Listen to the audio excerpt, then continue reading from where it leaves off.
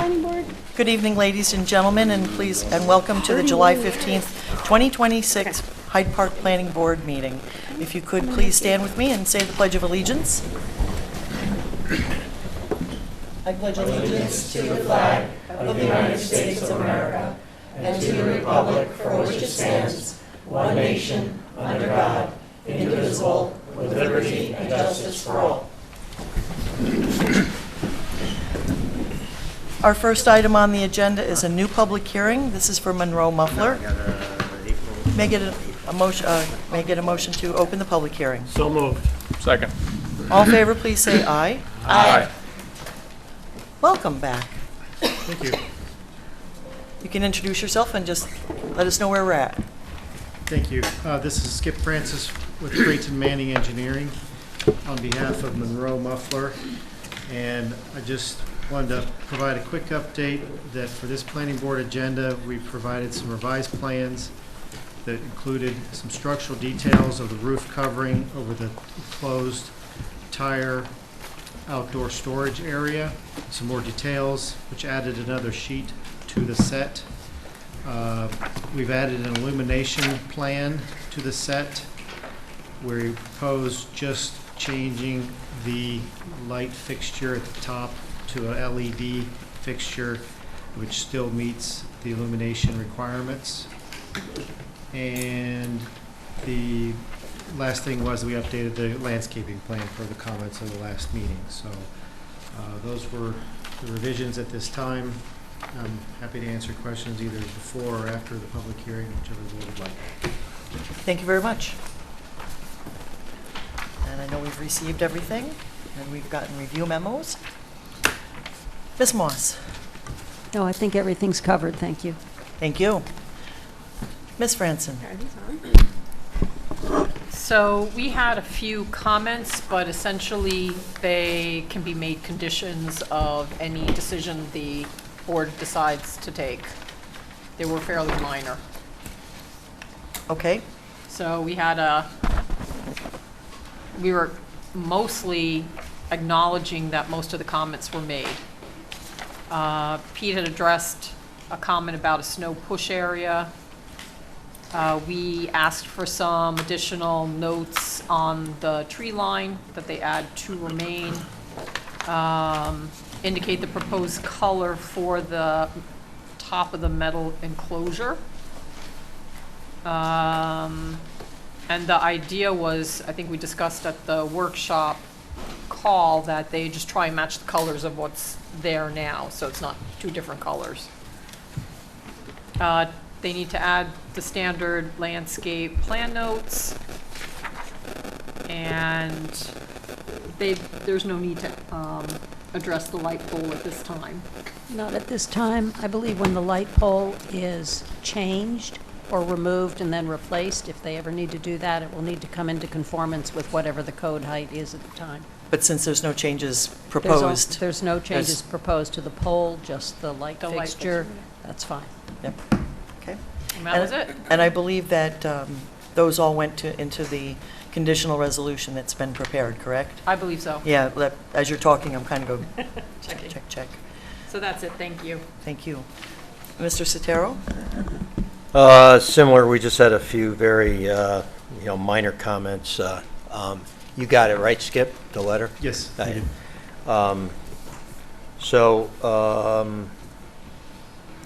One thing I didn't see in the resolution was, Skip, do you have any thoughts on, I talked about maybe a stone infiltration trench right on the edge of the pavement, just to try to let as much of it soak into the ground as possible, just to make sure there's nothing that goes onto the adjacent. Right. We neighbor. did see that, and we have no objection to adding that to the plan. I didn't see that in the, the resolution, so we. That was number 3 on your comments? Was number 3, yeah. The stone infiltration Yeah. trench? Nope, that's not in there. So we can add that. That's all right, we can add it. Okay. We can add that. No big deal. Especially That's it. if Mr. Francis has no issues with that. No issue. Okay, good, then we can. What sheet is that on, Pete? Just got this wrong. Okay. Okay. Anything I'll else, just Mr. put this one, Sotero? it's fine. Anything else, Pete? No, that's Okay. it, thanks. Ms. Polidoro? We have a draft resolution prepared which incorporates Bonnie's open comments and now Pete's open comments, which will just take a second for me to write out that final condition if the board's ready to move forward. Yeah, one of his comments was added. It's just the other one needs to be added. So a number 7 will get added. Yep. All right. We'll see what else, other comments we have. Mr. Tuttle? No comments. Mr. Waters? No comments. Mr. Veith? No comment. Mr. Oliver? No comments. Ms. Lee? No comments. Mr. Guercio? No comments. Okay. And you're all okay with the addition of that condition number 7? Yes. Stone infiltration, yep. Yep. Okay, good. All right. Then, is there anybody in the public who would like to talk to this application? This is for the Monroe Muffler in Hyde Park. There being none, may I get a motion to close the public hearing? So moved. Second. All in favor, please say aye. Aye. Motion carries. The public hearing is closed. We do have a conditional approval resolution prepared and updating it to add in a number 7 condition. Mr. Waters, are you okay with that? Yes, I'm okay with that. You ready? Yep. Okay, resolution to conditionally approve amended site plan, Monroe Muffler, Resolution 2026-17A. Whereas, now therefore be it resolved that the planning board hereby authorizes the planning board chair or her duly authorized representative to sign the site plan set subject to the following conditions. 1, payment of all fees in escrow. 2, revision of the sheet C7, detail number 5, to specify the color of the metal roofing for the proposed tire enclosure. 3, revision of the sheet C4 to include a note near the existing tree line in the northwest corner of the site and along the southerly tree line, stating that such tree lines are to remain. 4, revision of the sheet C4 to include a landscaping maintenance note providing that all landscaping shown on the approved plan shall be maintained in a healthy condition and that dead or dying plants shall be replaced in kind within the same growing season or the following growing season, and that no plant substitution shall be made without the approval of the zoning administrator. 5, revision of sheet C-5 to add the lighting note number 1, the following. Any replacement of light poles shall comply with the current zoning code. 6, revision of the sheet C-4 to show the inlet projection measures at the existing catch basin in the lawn below the new parking area to the satisfaction of the town engineer. 7 is Revision of sheet C4 to add a stone infiltration trench along the edge of the new pavement to the satisfaction of the planning board engineer. Second. Any discussion? All in favor, please say aye. Aye. Any nays or abstentions? Motion carries unanimously. Thank you very much. Thank you. Looking forward to seeing the new landscaping and the improvements. maybe I just said email comments, but I only had like one. The next item on the agenda is a continued public hearing. This is for the Camp Victory Lake Auditorium. This is out on Crum Elbow and Cardinal Road. Hi, everyone. Hi, stranger. Good to see you all again. It's been a minute. A couple of minutes. I think we've had a winter in there somewhere. A winter, a little bit of a spring. We got rotating.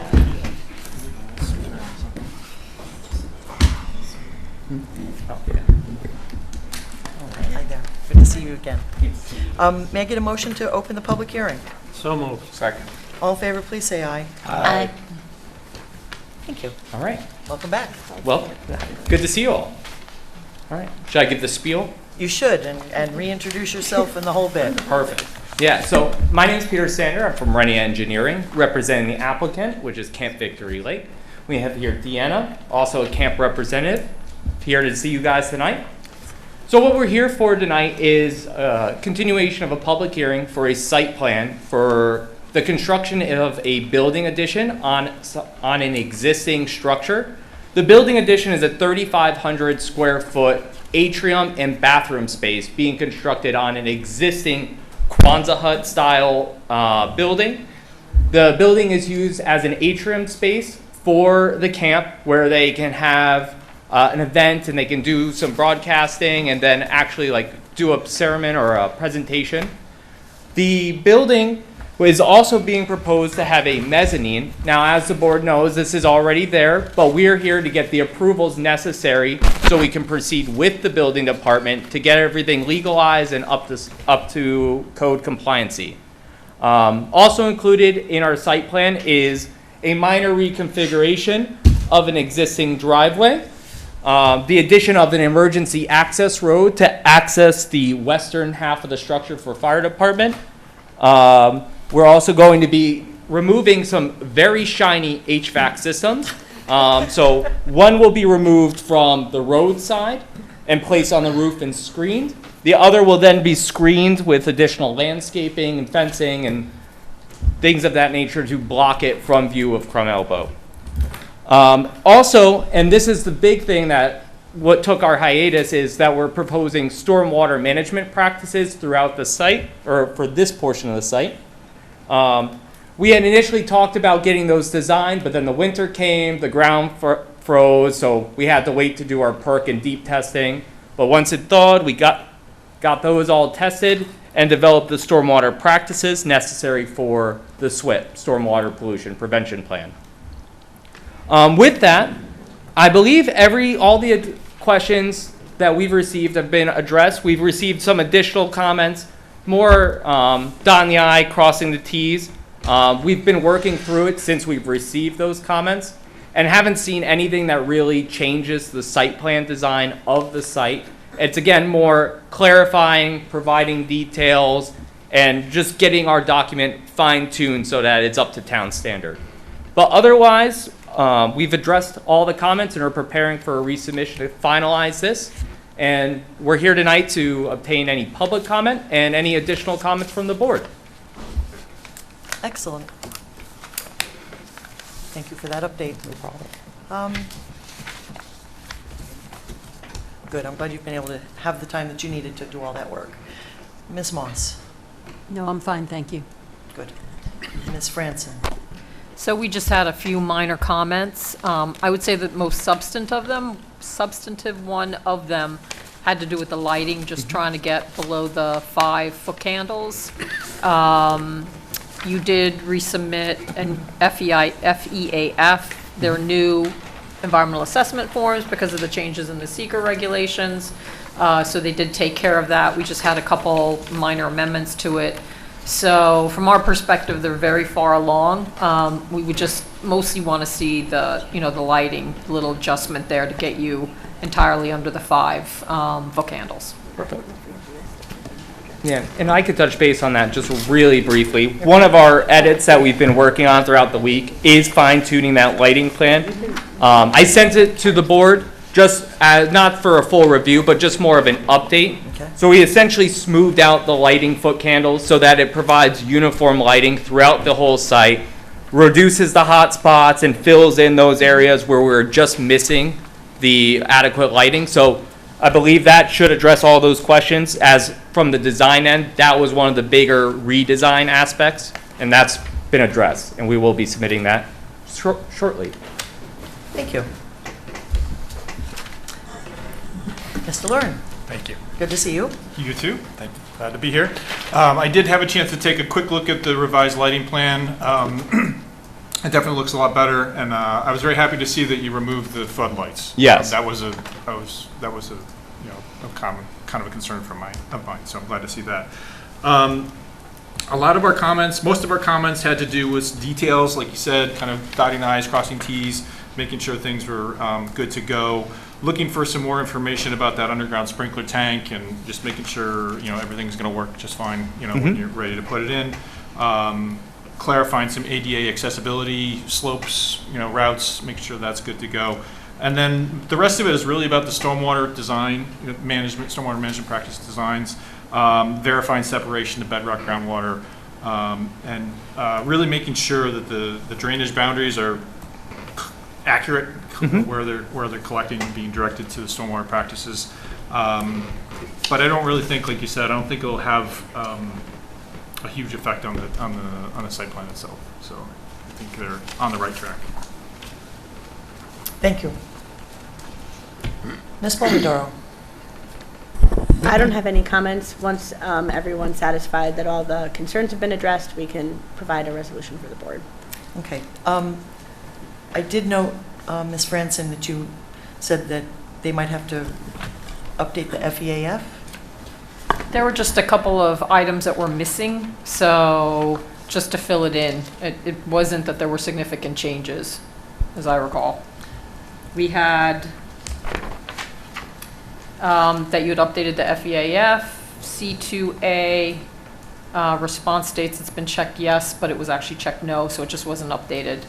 And then one of the items, new section of the EAF, item C, is checked yes and no. So just correct that as well, but it was minor. Yes, Again. yeah. Just wanted to make sure. Yep. Keep that in front of us. Mr. Tuttle.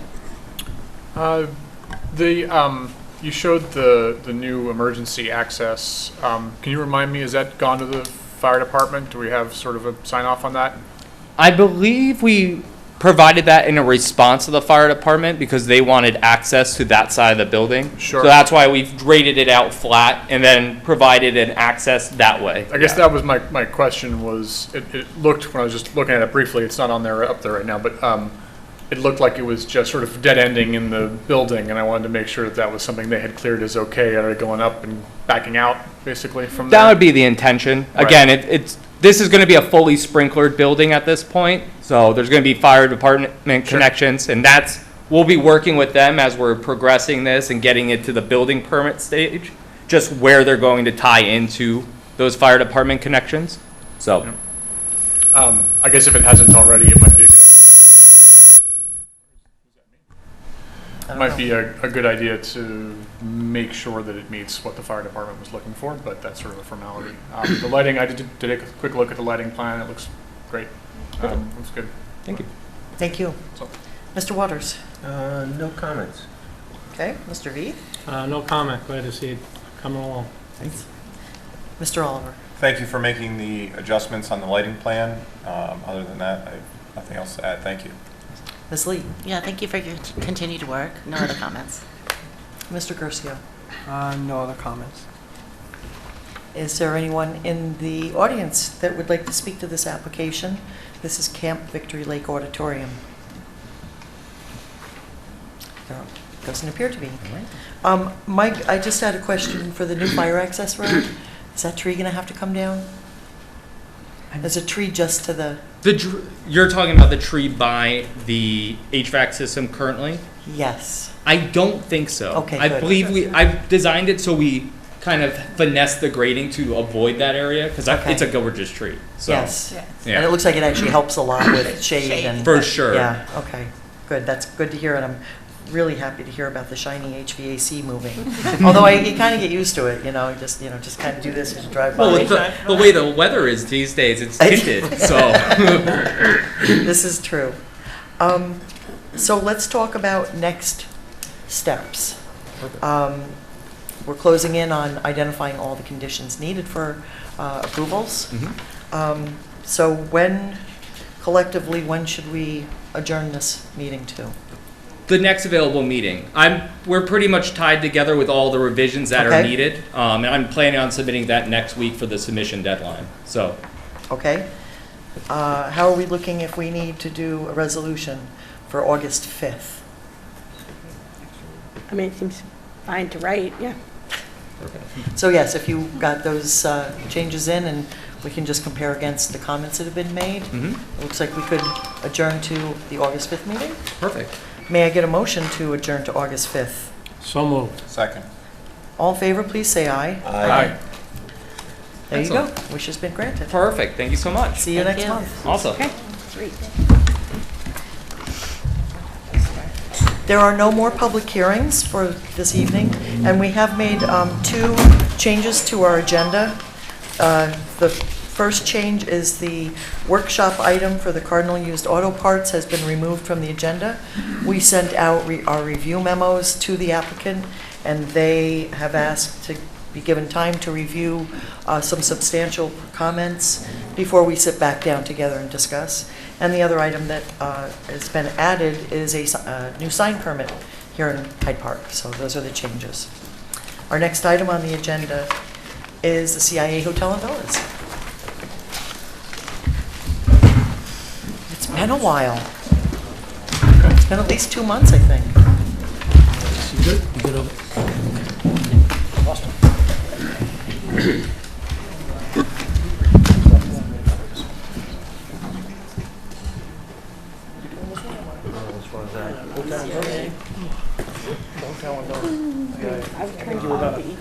I struggled a little bit, so I need to.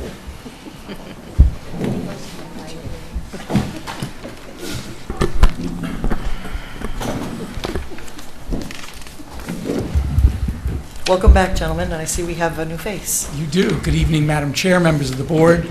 David Steinmetz from the law firm of Zarin and Steinmetz. Pleased to be here before your board, and thank you for your kind words before the meeting. I'm sorry I'm pinch hitting for Michael, but I'm glad to be here pinch hitting, and will do my best. I am joined by our client, Lou Dorso, by Chris Lapine, whom we work together on a number of things. It's nice to be together with Chris here. I've had a chance to get up to speed very briefly on what I hope is a fairly straightforward request. I know this matter and this application has been before your board, and you have spent a great deal of time and energy and effort, as has your professional staff.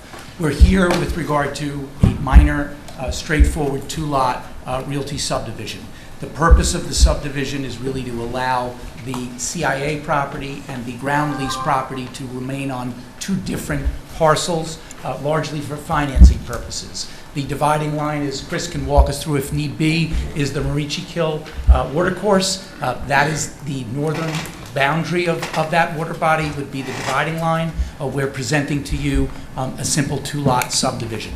Nothing with regard to all of the hard work that you have done up until now is changing. The site plan that you have approved remains intact. We have easements that address the ability for the 2 parcels to coexist and for residents to traverse over the line. We have received comments thus far from your town engineer and your town planner, none of which seem to be difficult issues for us to address. We saw the draft resolution that you made available online and appreciate the fact that you did that, and we were able to review that. I don't think any of us have any concerns about the draft resolution, and I'm here largely tonight to make sure that you understand the application. We can answer any questions, and I would respectfully request that the board entertain scheduling a public hearing as you're required to under New York State town law. Thank you. Yes, hopefully this is a fairly straightforward piece after all of the yes, well, yes, exactly, but this should make things cleaner, like you said. We had discussed the subdivision early on and said, No surprise, right? Let's focus on the site plan, Exactly. and we knew you'd come back. So thank you for that. Is there anything else that you wanted to offer? The only thing I did want to add is that the parcel that's being created will still be under the CIA's ownership as well. Thank you. Ms. Moss? You know, I guess my usual request is that, yes, if we accept for sketch, then the next step becomes the final plat for the minor subdivision, and that's a 2-step process, and we need the application forms. I haven't looked to see if we have them. I assume we do, but I just want to make sure that they're there. Okay, thank you for that. Ms. Franson? So this is a minor subdivision, so you will have to schedule a public hearing. In terms of seeker, this is an unlisted action. There's nothing new that hasn't been addressed previously, so you should be able to reaffirm seeker. We just had minor comments. You did clarify the ownership question. I just asked whether the agreement had been sent to the planning board attorney for review. Just to It make- has. Great, perfect. It came today, yes. We had a minor, I think, edit that needs to be made to the total acreage on one of the bulk tables, just to confirm that the coverage is based on the most recent approved site plan, now that they're being subdivided.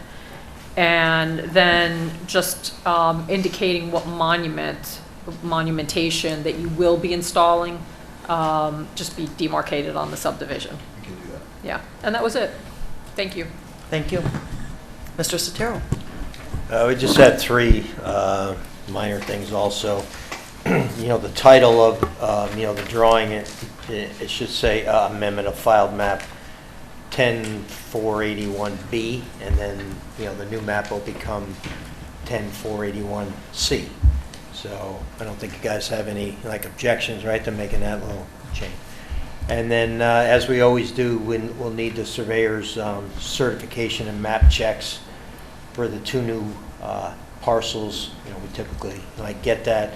They already have done, well, they probably already have it done anyways, but I know there was one done for the stormwater management agreement, which covered, I think it's lot 2 maybe. And we'll get that. And then, the last thing was we had talked about before whether, the health department's going to look at whether a transportation corporation would be required for the the lots, hopefully. And who decides that? Health department, right? Yeah, so you'll have to get with the health department. I don't think so, but And we don't either, but I think that can be handled as a condition of approval and not impede the ability of your board to ultimately approve the subdivision. Well, potentially. I mean, if it's a transportation corporation, then there's a bunch of steps that we have to do to review town it. board approval. Yeah. Right. So my only comment on that, Victoria, would be, looking ahead, we would love that.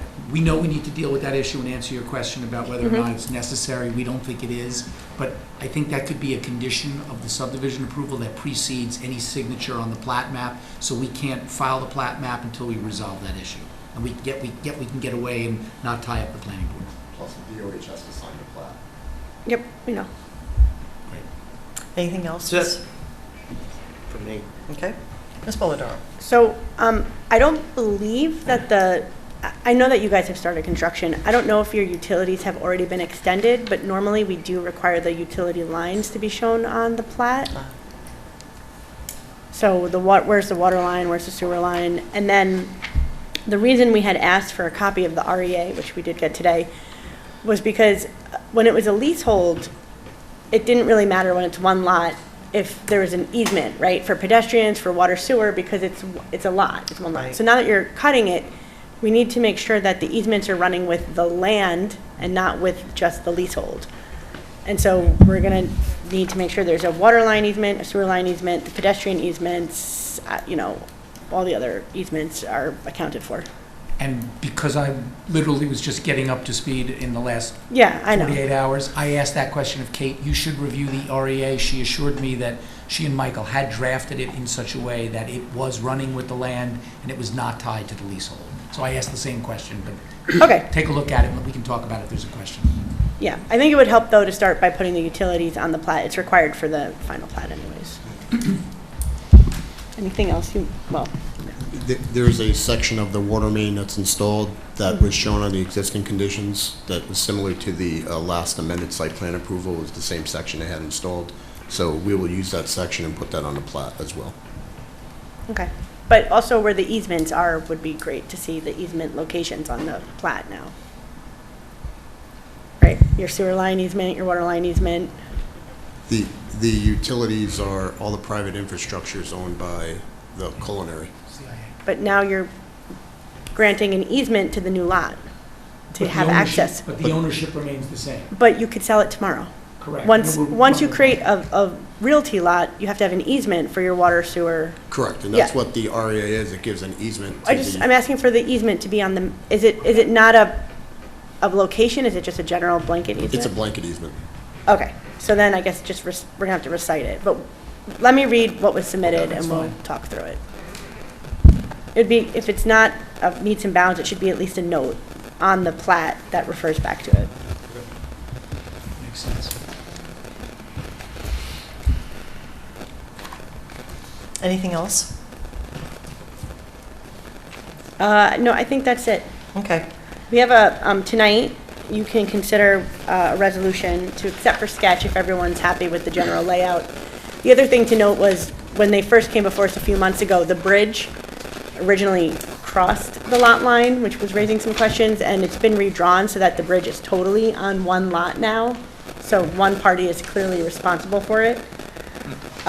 So if you're happy with the layout, you can accept for sketch, and then we also have in here that you're reaffirming the prior seeker review since there's no new impacts from drawing the lot line. You've already reviewed the project. I forget which lot is it on now? The bridge? It's on the CIA, well, they're called CIA lots, the On campus lot. Campus lot, okay. There's a slight portion that extends onto ours, but we can, I think it's. Is it? concrete, Okay. yeah. Then, right. You Then might we'll want to need- scooch it, otherwise we're going to have an easement for the bridge abutment. But it's in, isn't it, I believe the bridge is addressed in the REA. It is. So I Okay. think the access, reciprocal access, and maintenance of the bridge is addressed in the REA.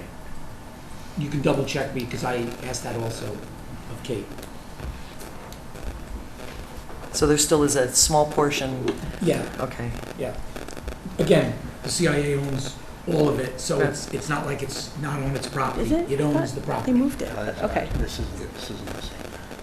You want me to bring it up? No. I mean, I looked, but, you know, maybe it's just not at the right scale, so I, Yeah, Mm. I've got it at, the problem is I've got it at 200 scale, so it's difficult to see, so we can do it. okay. All right, so we'll just take a close look at that. Anything else that we need to focus on? Thank you. Mr. Tuttle? Can you just remind me of the status of the Cocos parcel? Is that still a separate lot? No, that's been combined. That was combined, right? There's a line sort of around that building on the is what gave me pause. It doesn't look like the parcel boundary line. I just wasn't sure what that was. Is that the fire department? When we submitted the plan, Coco's was erected. Sure, there's It's the, no I longer there. I see the building outline, Yeah, right? that's But, the building but outline. around the building outline, there is a sort of square. It's And I a wasn't, is that the fire fire district line? Is that what it There's is? a fire district Okay. boundary. Yeah. Yeah, we have a few maps Oh, no, where that's it's right. not clear if it's a fire It just, it takes district a while. boundary or a lot line. Yep, okay, that's my only question. Thank you. Mr. Waters? No, thank you for taking down Coco's. Really, thank you. So, I owe you a hot dog or something. And that's it.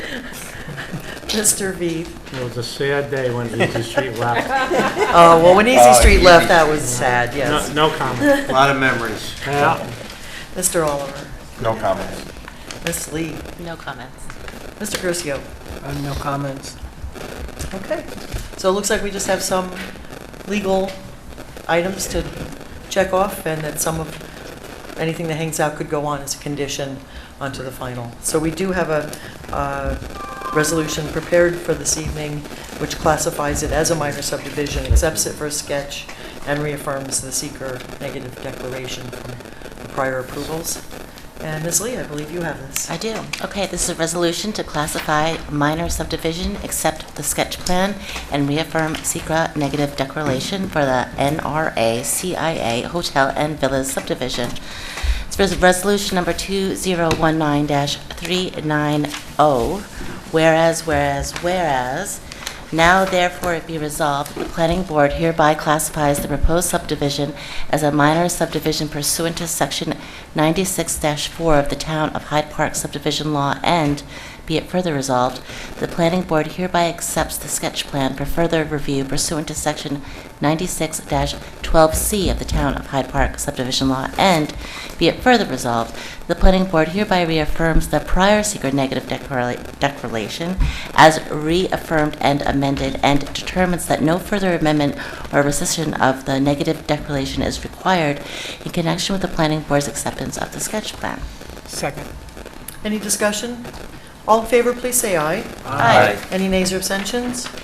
Motion carries unanimously. Thank you. Do we need a motion for you to schedule the public hearing? We would, yes. What are we looking at?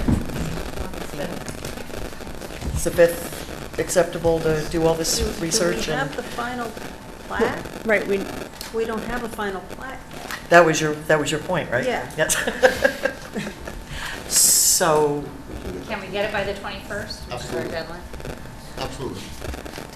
okay, well then if we do, then we can Schedule schedule. a condition on Chris delivering a final plat by the... Well, no, I mean, once we set it, it's set, so, so may I get a motion to set a public hearing to consider final approval on August 8th? I mean, August 5th, sorry. I'll make that motion. Second? All in favor, please say aye. Aye. Any Tad, nays, abstention? Motion We carries. had submitted the final plat application with our initial submittal. Do you need I thought I heard something earlier that you didn't have a copy or a Well, form we for were it? supposed to have had sketch plans submitted, not a final plat submitted Okay. for this iteration. So we'll give you the sketch plan as opposed to the final. That's all right. As long as it all comes out. and- That's all right. Thank you. Deadline, Oh. we gotta get her a plat. there's also, I mean, there's the Miss- final plat feeds, just check with Cynthia Yeah, tomorrow. talk with Cynthia. And I was just going to say that, to Dylan's point, if you look at there's an inset map on this thing will scroll, sorry. V103. It almost looks like there's a lot line there. I don't know if that's what that signifies, but it's the little inset map. Okay. Okay? Yeah, I think it's not the lot line there, but it was an old tree line. Okay, Oh, okay. okay, so it's a Makes layer sense. There's a there. tree Just check the line- layer. There's a tree line and a fire district boundary. Okay. We found that when we were going through the site plans, that some of the layers had, Oh, I know what we want. Right. Just for, thank you, Henry. Not as part of the plat at all, but just so we can check all the setbacks, can you just show an overlay of any buildings near the new lot line? So we can show that you're not creating any setback issues? good idea. Yeah. The bridge, And, yeah, you want a close-up of the bridge? the bridge will be within a setback line, right? Well, he said he was tweaking that, I think. But the bridge exists, right? Well, oh yeah, we Replacing it. need to see what is happening. Yep. Would that maybe need a variance? Would, We'll look at it. Okay. All right. So we're, again, some little details that need to be ironed out, Understood. as always, right? Yeah, and if you have questions, feel free to ask them now. And Yeah. Yeah, go ahead. The bridge is a structure, and the structure would be within a setback. It's a pre-existing structure. But I yeah, think then they're there's- discussing about the bridge and Yeah. it being a structure and setbacks, and We'll that's clarify. one of the items we're going to need to. Okay.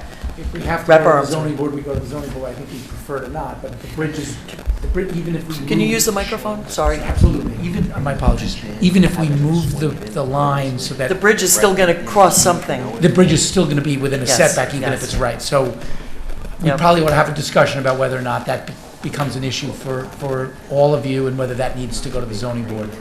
Okay, but also, I mean, we should see the setbacks for all the new villas. Understood. We heard Yeah. that. We got that. Absolutely. That was a great question. Yep. There shouldn't be an issue with the setbacks, obviously, because we have a similar line that we examined the approved site plan under, which was about 72.5 acres. So we used the border of the Marici Kill when we reviewed the site plan for this application, so it's similar in that sense. Yeah, right. But again, it is just these little details that, We have homework. yes, everybody's got homework. No, nobody leaves here without homework. Thank you again. And thank Very you. nice to meet you, and please Same give here. Mr. Zarin our best I will. Thank and you a for your speedy kind recovery. words before Thank that. you. Appreciate it. No, I know, but they're, yeah. I don't know, whatever. Take care of the. It looks better already, doesn't it? Yes. Oh, yeah, it's getting there. Because that property line's not there.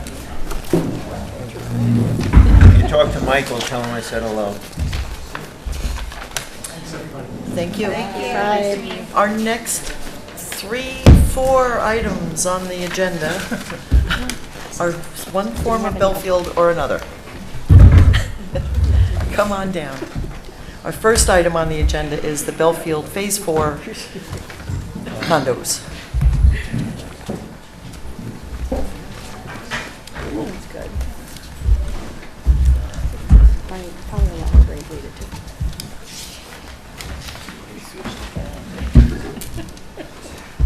Good evening.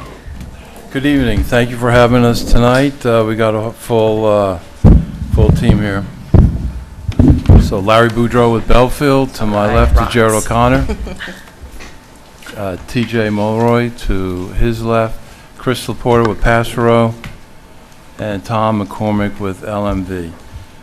So again, thank you for having us tonight. You've been very helpful to get us to this point. We made a submittal June 30th for tonight, 7/5, and we've received comments from both Bonnie and Pete, and partial comments from the fire chief. So we, actively working on addressing those.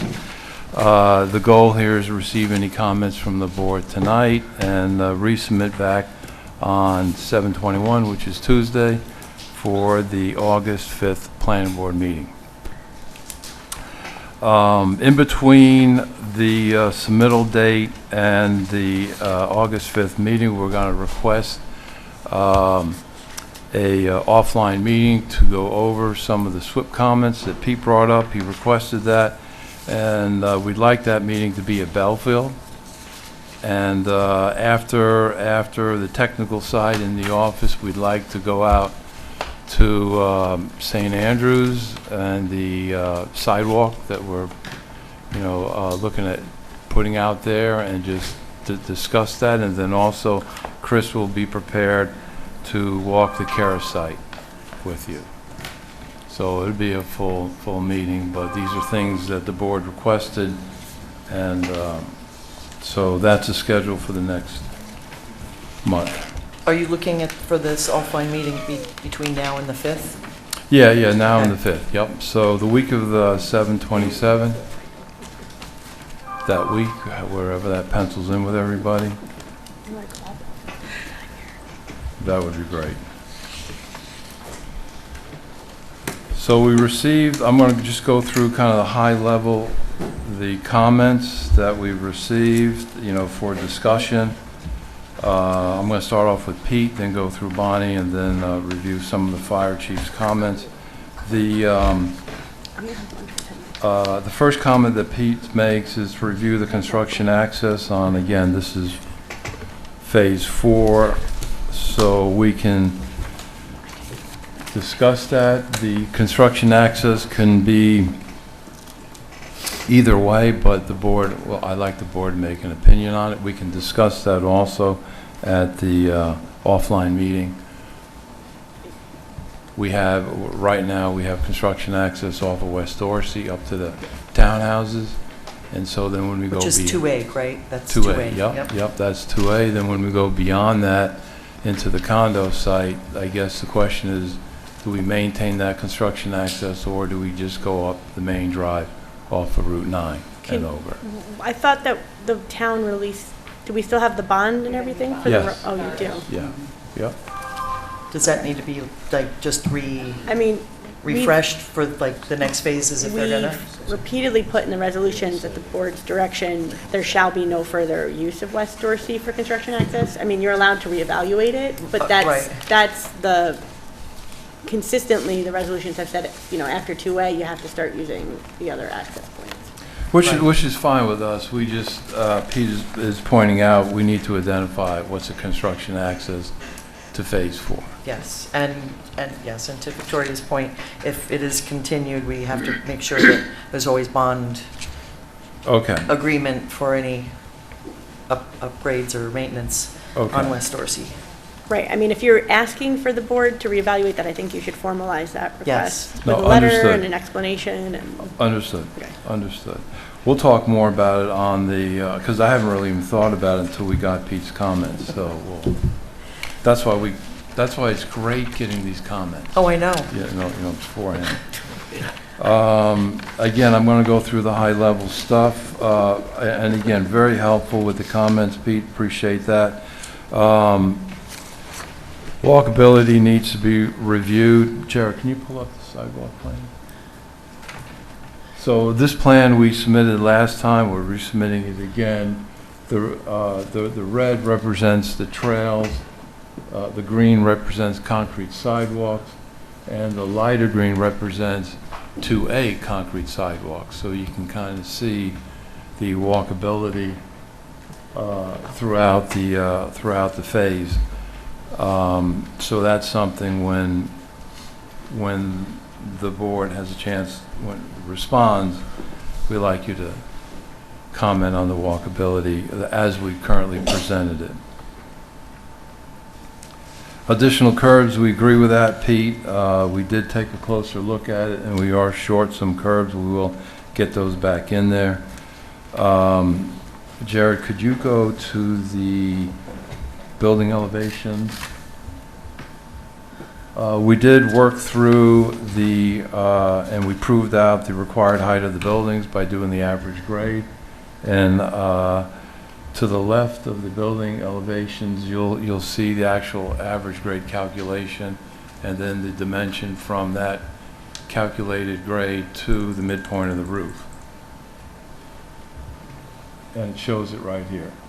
So the red line is the average grade calculated every 10 feet around the whole perimeter of the building, and it's going to go up because of the courtyard. The courtyard pulls the elevation up, and so the red line represents the average grade as calculated, and then you measure that distance to the midpoint of the roof, and as long as we're below 65 feet 3 inches, we're compliant. And that's what that demonstrates.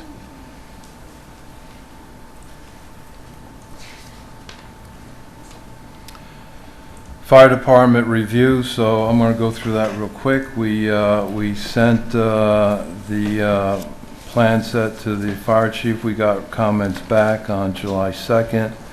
High level made some comments regarding, among other things, seeker, and we responded July 3rd.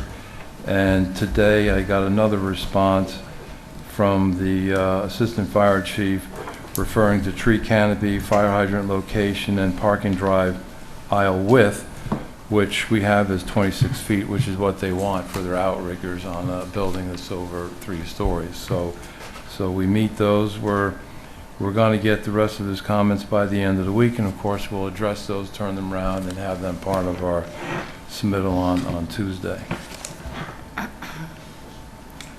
Of course, we need to, as Pete identified, we need to locate the staging area and material storage, so we will do that on the erosion control plan.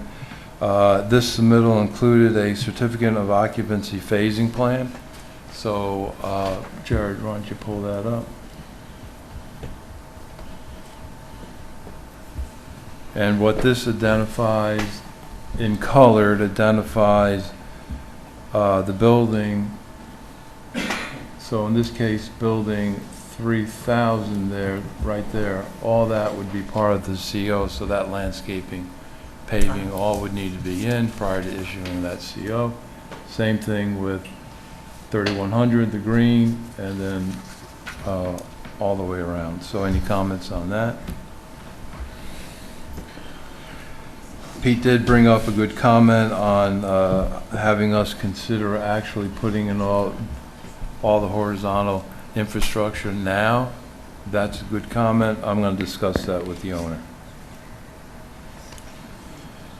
And then the SWIP comments, we do need to get the geotech out there. We will do that. One thing Pete is noting here is additional access. So go to the grading plan. Additional access to the to maintain the 4 bays and the pond and that Yes. kind of thing. So we have the one access there. See it right there? Yeah, we have the one access down. The trail will be a multi-purpose trail. We'll also use it for access, maintenance access. And so we'll go to, I think, 8 feet wide. That's okay. Oh, okay. Yes. Yeah, 8 feet wide. So it'll be multi-purpose, and we'll provide another access point at the east end of the drive, yeah, right where Jared has it. Let me grab this sketch. We'll probably put it right here down into the access, so we'll extend this. So we'll show that on our Tuesday submittal. Going to Bonnie's comments, again, these comments are great to get because we can spend some time with them and do some high-level reviews. We do have some cleanup to do on the cover sheet, so we'll get that done. Comment number 8, why is there a trail and not a sidewalk along the road in the front of building 3000, 3100? The reason why that is for 2A, we had to do a trail. We had to have a section of trail in. And so we put the section of trail on the east side of Carriageway. Then connects to the stone tower. Yeah, it connects to the stone tower. So we were required to have a certain number of linear feet. That's both a trail and a sidewalk? Yes, yeah. Could you bring up the trail map? Because you had the one that's colorized, which really shows it nicely. Yeah. There you go. Yep. Yeah, I wasn't understanding why that particular segment between the parking to the north, all the way, those two, why that had to be trail instead of... That's a carryover from 2A. From 2A? Yeah, that trail was there for 2A. Now that we look at it, does it make sense to be a trail, or since it's in front of the properties, and does it make more sense to just be a sidewalk? It's perfectly fine for us to make it a sidewalk if the board's okay with that. From a maintenance perspective. Yeah, no, I agree, but it was a carryover from 2A, that's Okay. why it's there. Could you look at the road type in the ODA to see what's supposed to be there? Not talking about phase 4. Yeah, we can do that. Thank you. In my mind, I just envision trails being much more informal, I going agree. through the woods, and you're gonna get snow throw and everything else. Yeah, no, you're right. Yeah, probably You're easier. correct. Thanks. The note number 11, trash pickup for the condos, the townhomes, that is a good question. We're working with Mike on how we're going to do that. We'll have that addressed in the next submittal. Which was EV that? station. I'm sorry, Larry, which was that? Number What's that? 11? 11, thank you. Yeah, 11. I'm not doing everyone, just a high level. Sure. I mean, these comments, very good to get, and we can get right through them, but I'm just noting that. EV stations not provided for buildings 3,000, 3,100. We are going to provide them. Sidewalks in front of 32 and 33, we don't have sidewalks in front there, just simply we don't have the width to put the sidewalk, and we're using the parking as a walkable street. I was wondering, related to that, was, see where there's the little green notch where in fact you have your arrow, so there's no room to be able to just run it along the parking to then attach to, I don't know if there's enough room, I was just curious. There's enough room. There's enough room to do that, there's not enough room to do this. Okay. Right. So maybe at least you would be attaching that. But that we could do. Yeah, because then you'd have that off-street, parking attached then to the. Yeah, we could do that. Perfect. And then there's a wider space by building 3,300. Could that Microphone, fit a please, sidewalk? Tom. There's a wider space by 3,300. Could that fit a sidewalk? Yeah, Off of that could 3,300? be. Yeah, sure. We could do Particularly that. with the ADA parking there and stuff. I think Yeah, that's fine. That's fine. So the ADA parking's right next to the entrance on the other one, so they can get right in on so that this walkway. one's fine. Yeah, we could do that. Thank you.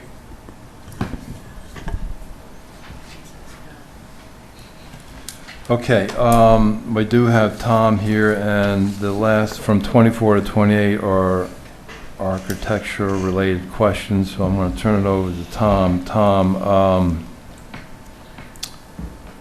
so 24, for architectural plans, please provide the labels by the sheet. So in other words, we'll work with Billy and Pass Road. We just have to label the elevations per the sheet. And does the rendering properly show the stone veneer at the base of 3,300? So go to the 1,300 elevation. I think there were a couple of elevations which showed like big stones, and then other elevations showed small stones. I think it may have just been a drafting thing, but I wanted to make sure. Some of it, Bonnie, was because when they show the small stone, like to scale on there, my computer blows up because it's trying to resolve and it's uses up a lot of memory. So Yeah. they were just showing that it was stone. Okay. Townhomes are maybe at scale. There's your microphone. Yeah, Sorry, like in that image, in fact. a quarter that- the length of building. Yeah. So once you get to the size of the condos at 250 feet, the stone is essentially unreadable. Okay. So we can, kind of like this, I think we'll add these pictorial representations great. on the elevations.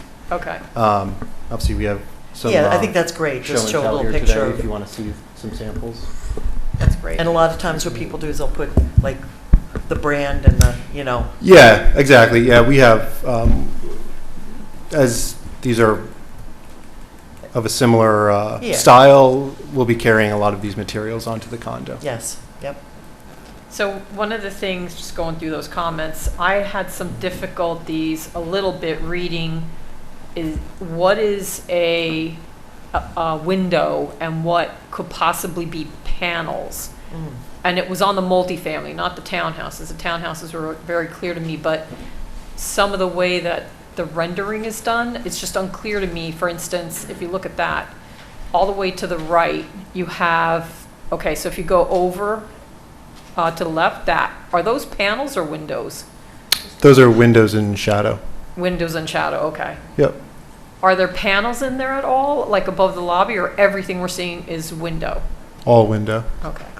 Is it the basement underneath the bottom of those windows? Is that panel there? We can note that that's like a screen, basically to mimic the penetrations above, but to allow some ventilation into the basement space. Or to the garage, not basement. Subterranean. And then the only other reaction, just, again, the architectural's, the planning board's purview. But I remember when the townhouses across the street that were approved, they went from big panelized windows and they added some like muntins to put a little bit of panes in them. It really just changed the feeling of it. And so I'm just throwing that out there as what would that look like? Would that make it look a little more consistent with the combination of modern but also a little more traditional, which the design guidelines anticipated?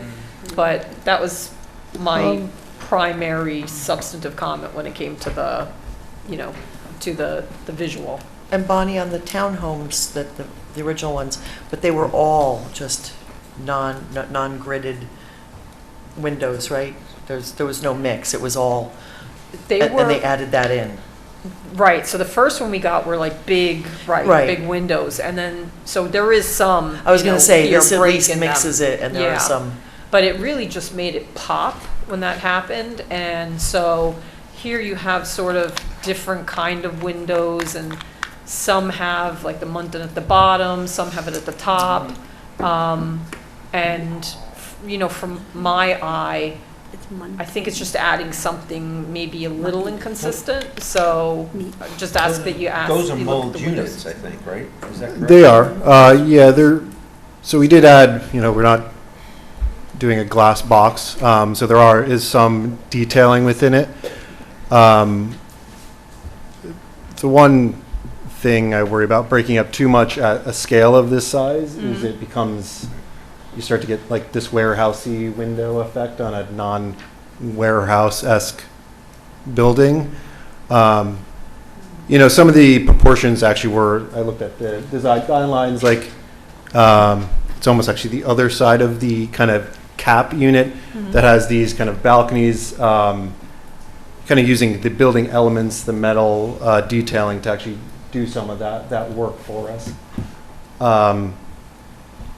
If it's felt that we should look at that, we certainly can. Yeah, I defer to the planning board. It was just my reaction to looking at the windows and seeing kind of different styles and bigger panes, and I didn't know if that was something that could be focused upon, but if the planning board is fine with this, you know, obviously. Yeah, I think even maybe some of the, can we go one page down? I think sometimes the, you know, the mullion depth also adds to, or do we not? Yeah, like- Maybe we don't have the rendering. So that's an example, that one of the townhouse where you have more of the mullion effect. Yep. Right, but they're different designs. Yeah. Sorry, the condos. They're different designs, and these are not huge buildings. Yeah, and I think, there you go. Yeah, that's you. I think the, This way. I don't know, I would say that. We can ask the board to express their opinions as a comment, but good point, because, you know, so many things there are to look at, so thank you, Bonnie. Thank you. Do I have any other comments? Tom, why don't you go ahead and present what you brought? Oh, yeah, so I think one of the comments was materials and kind of getting some physical materials in to look at. So again, a lot of the materials kind of carry between the buildings. You know, this is kind of a stone. Sometimes these exact products do go out of stock. You realize, but this is a good, I think, representation of what the base materials will look like. What do they call that? What do we call that? Is it the watermark? The water table? Water table. Thank you. I'll start. Actually, I'll use. This is actually a roof sample, but just as an idea of the type of metal finish we would look at, it would be pretty consistent throughout. Matte black, so it's not. You know, I think it reads actually a little more gray, which, you know, in graphic design, you don't always want to be true black. 90% is much nicer, much more pleasant, catches the light better. This is a large sample of stucco. This is actually from, I just picked this up today, so this is true what they'll be putting up. So this is more for the townhomes buildings. It's like a cutting board. I also just got these today, so we're still working on some of the final wood samples, but this is kind of that. So this is like a raw. This is thermally modified. I forget which species we're using, to be honest, but you can actually smell it. It's kind of interesting. It's this is like baked, so it's actually pretty soft, but for facade applications, it's great. It's had all the organic matter basically cooked out of it, so it will stay pretty essentially stable. It won't warp or it will bleach. So we're working on getting the finishes kind of dialed in. So I'm bringing some like contrasting material. We talked last time, I think, about the Shishubi Ban-esque style. I think we're looking to do that as our contrasting color, but maybe not as robust. They kind of do, sort of where this is going, almost like a halfway. They brush out some of the char, so we get that. We still bring the wood tone out of it. But all these have like a great, I mean, they are true wood products. You actually get the wood grain. Who's the manufacturer? Do you know who the manufacturer is? So we're actually, sorry, hopefully I'm in the mic. We're working with Excelsior in Kingston. They supply for a lot of manufacturers, but they do the production there. So we can work with them to actually kind of dial in our final staining and process. Like this is actually. So they do custom color. Then you could tell them you want a cranberry. Like to get this, they actually. Oh yeah, you can do. We've had them do. Actually, try to make this look like old barn stock. They supplied the wood for the entrance barn. Yeah, so they did the wood for the entrance barn. You can see they actually do like a sub base and then paint it out, and they'll do stuff like that with. Is it heat treated? Yeah, so they basically stack planks in an oven and kiln. It's a form of kiln drying, but it stabilizes it. Allows you to use wood species that previously would not have been, exterior siding stable. So we're able to use, it's a more sustainable practice. Like So it's instead of shrinkage. cutting down, half a rainforest to get one tree, all that wood is essentially good, or local species that may not have, cedar is a classic barn siding. This opens you up to using other woods. And if you leave it raw, it will gray out just like a cedar would. So it's a stable product, it doesn't Yeah. shrink and stuff and No. swell and. Yeah, and they, Excelsior actually has if you ever make it up there, they have a stress test board, they call it. And they have a few different install methods with these clip system. And the clips allow it to kind of give with the seasons, especially our environment is pretty harsh. And getting harsher. And getting harsher. So it's good to see it out there for, I think, over 5 years now. And the wood is great over time, but as far as structurally, it looks just like they put it Wow, out. that's great. Can you clarify, this is the product that you'd be using on these or on the, because So there's different. the townhouses do have a wood tone. It would be more of a lighter wood, maybe a little lighter than this. The condos have a two-tone Yeah. scenario, so sort of trying to So each, would the, represent. so you'd be alternating panels with different tones, or you would be mixing even within one panel, it'd be sort Kind of of see blend? like, say the end cap, I just call it the end cap, is a lighter tone, more warm wood. And we're Oh, I trying see. to, and then say in that, like there, those are trying to represent two wood tones. So that's our objective with this building. And both buildings will have the same materials, or are they going to change the color palette? Right now, we're proposing they'll match palettes. When you say both buildings, Or that- four. Talking about Well, there's condos? the two, no, the two, there's. Are you talking about two of condos those. and townhouses? No. No, Right, he means the 31, other 36. The condos. four buildings. There's four condos. Yes. Yeah, 4 condo buildings. Right. He means the ones up the hill. I want the ones that are similar, the Right. big, Yeah. the big units versus the. The The- two-tone would be match between all four buildings. Yeah. Oh, the longer Understood. one. Yeah. 3,000, 31, 32, and 33. Anything else, Tom?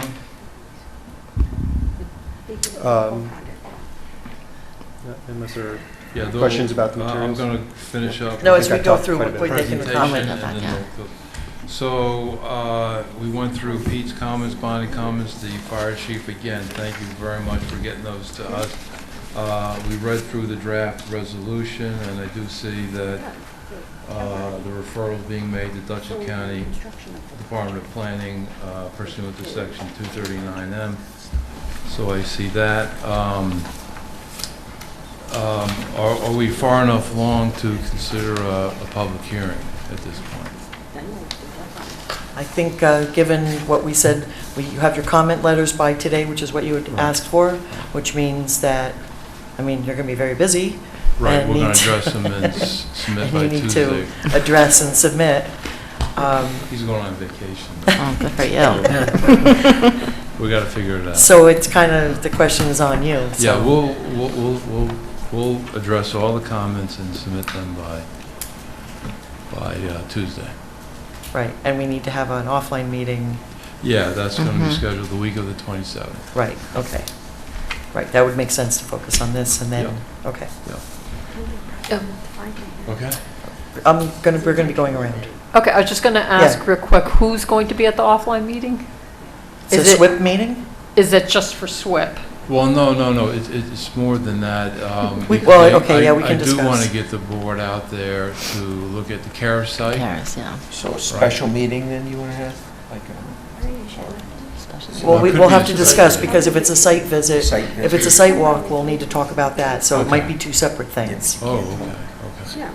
It might be easier to get. Okay, so let's talk about it. Yeah, and we can, well, I would say that if you want to do a site visit to Karis, then we've asked that it be flagged, and then we need to find a time when most of us can come.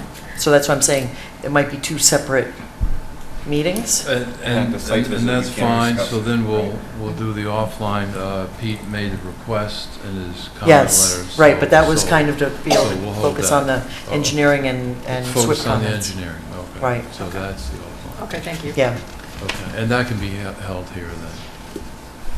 okay. Yeah, because when you said go out and see where the, didn't quite, Yeah, when the board visits the Kara site, I would like everybody to be aware of where the sidewalk is being laid out. yep.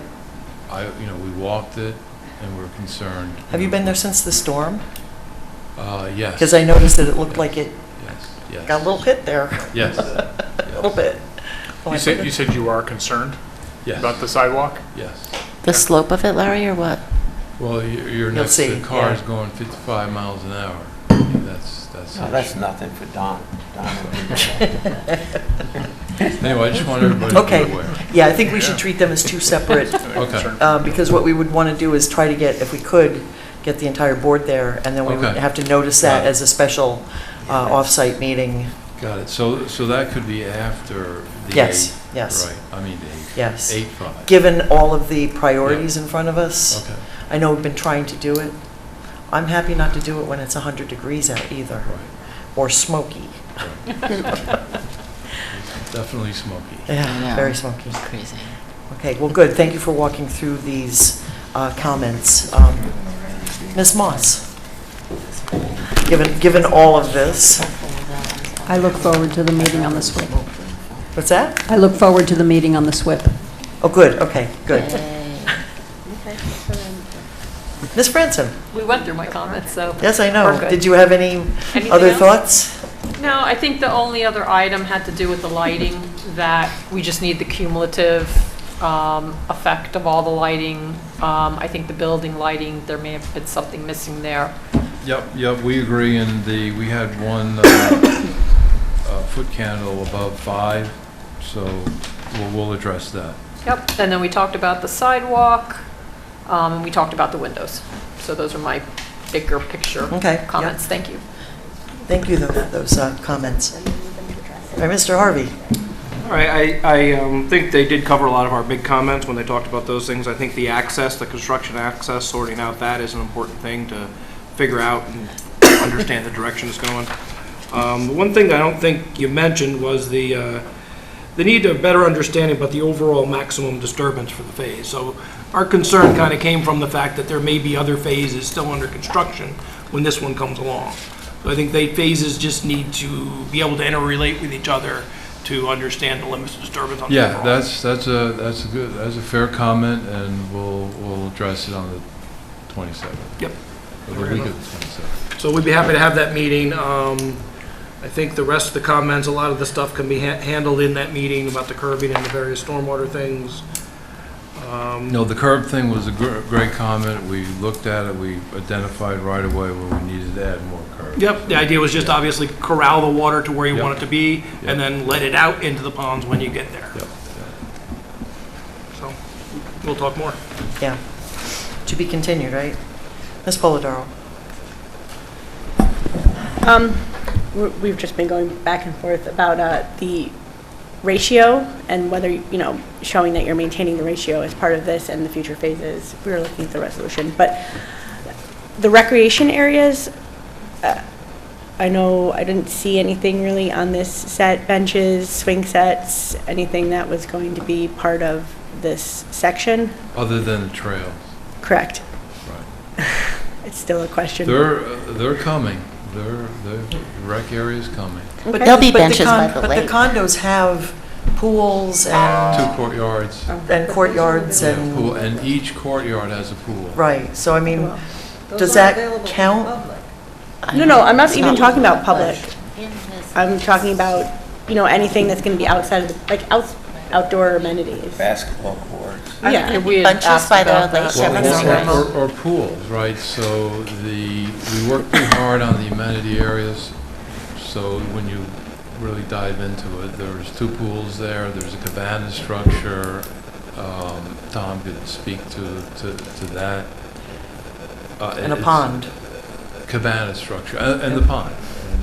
So do those count? I mean, Well, pond's not accessible, right? I mean, that's not. No, it's not accessible, Well, but it has a trail It has that's- a trail. We had comment whether they could put some benches overlooking the Right, pond or absolutely. something, you know, That's a good just to comment. make it more of an amenity. That's a Yeah. good comment. That Well, it's on I the would trail. hope that as part of their landscaping, that they show that the pond kind of becomes this focal point. Yeah. You know, that it's, there's a lot of Yeah. potential there. Right, I think that was our understanding, that it would become almost an amenity, because it was a Yeah. wetland. Correct. And we know it's for stormwater, but also that it would Yeah. be something that's enhanced the area. Yep, exactly. So But I guess the- when we talk about recreation, that is a good question. Right, I mean, just under the seeker findings, you know, there's supposed to be a mix of passive and active throughout the whole project, and so just making sure that as you go phase by phase, you're meeting those Right, standards. so I guess that, again, that's my question, because with the 300-plus apartments, there's also pools and different areas for those residents. So I guess the question is, I don't think I can drive in and go up and No, and it's use private. these pools. So we also want to focus on the broader community, right? So So that the- they can come down from the villas, or the houses up above, and come down and use something that's, The trails are in the master Yep, HOA, yep. fully accessible to the Yep. public. and you'll be putting in pocket parks and And- things like that. And the stone tower, that's part of 2B. Right. But it seems to me for right now, when we talk about the condos and the townhouses and those apartments, they are coming with their own Yes. recreational things that are not available to everybody else, but for those residents, Other than they will the- have other than a the- lot of different, Right, so if someone from the Sterling Apartments took a walk, you know, to go for a walk, are there places to sit? Is there a court? I mean, what are they walking towards or for? I'm just asking big picture for you, you know, that's been a Right. question consistently to think through how the amenities are well- working. and they've throughout talked about site. the stone Tower. Stone tower as being Um, a little mini park. The comment that was brought up on the benches, that's a great idea. Yeah. We Yeah. can pull off and have sections of benches. One of the things we also talked about, which we did plant, pollinator plants, right? Yeah. You know, pathways and Good. stuff, so. Yeah, based on the previous comments, we did do some work to get the refuse enclosures out of that area and spruce up the landscape, adding the pollinator gardens. I do agree along the trail, some seating areas would be a nice Yes. add, but that is shaping out to be a pretty nice area. Okay. And we are putting in an aeration fountain in the pond. You know, I mean, Yep. it's, you know, the idea is we took the center line of each courtyard and where they intersected. That's where it went. That's Right. where it goes. Understood. Okay. And if, Had to plug in. Are you oh, okay? are you sharing electricity? Yeah. Computer was dying. Hiding from you. Anything else that we should be No, considering here? I mean, Because we're looking at a public hearing on the 5th, and a lot of information that has to go through. So I'm wondering, where are the pinch points right now as far as, because there was another question that was brought up about the easements and waivers, and I don't know where we stand with, We should go through the list. I mean, the list applied to both this and the subdivision, so some of them don't, they seem, I'm not sure which ones you're asking for which application. are you talking about the waivers? The waivers, but we should go Yeah. through them. Yeah, that's been a big question for me too, is, because you listed waivers and it, Yeah, for the plats. for the Oh, because it subdivision. said phase 4 FDP. Okay, it was a typo. okay, so, It's phase 4 and 5. It was in response to feedback we got from TAD. can you use the microphone, sorry? That was in response to feedback we received from TAD on guidance for potential waivers that we might need to formally request. So that was intended for the subdivision plan. Okay. Okay. Right, and that's kind of what I'm getting at, is that there's, what do we need to focus on? Because I had waivers and easements, and if, because we had to do easements for, Yeah, we've been phase 2B. putting the easements onto the subdivision plats, but we had asked, like, where's the easement going for access to the pond, for the maintenance and those sorts of items. So those will have to get either carried over to the plat. we worked very hard to make sure that, you know, the pond area is obviously in a master HOA lot, 4B. And same thing with the trails. We're very careful. But we do know when we do cross into an adjoining parcel, we have to put an easement on it, which we did do next to 300, right? 31. Can you talk a little bit more into the microphone? Yeah, I'm just trying to get my numbers right here. So 3,400, well, Jared, why don't you show that? Yeah, that guy right there, we had to put an easement on that because that public trail jumped into a private parcel. Okay. So we put an easement on that. That's on the plat right now. Right, so that's sifting through and Yep. making sure we understand that. And then, what about the things like the sidewalk and road profiles? Weren't we supposed to be Yeah. adding those? The ODA, yeah, the road cross-section. Yeah, Chris, you provide that? I'm not sure if we So I have the hadn't seen ODA anybody make a section comment in about those. Well, they had been asked for previously. We in the plat, Jared, can you pull up we did provide an ODA section. And again, if I'm asking the subdivision No, it's question fine. while we're in site plan, I apologize. No, but I think you want it on the site plan too, because then you know where the We can do sidewalks that. are, where the trees We can are. do Okay, yeah, thank you. Yeah, you can't see where the easements belong if you don't have the stuff they're supposed to support. Okay, so it's not just me. That's fine. We can do that. Thank you. And again, any of these comments, again, offline meeting the week of the 27th. Right, but I'm just trying Already to get us addressed closer it. Right. to the conditional Right. approval for Yep. phase 4. Yep. And trying to identify anything there. Anything else, Victoria? Tad's raising her yes, hand. I believe the applicant should know that Argo has been in asking about signage, and I suggested that they contact the person who does the design manual, Yeah. because what they're looking for is not something that's currently permitted. And so I think that, it would be good to bring that into a discussion at some point. Yes, I think informally we've talked that the sign design guide may need to be updated.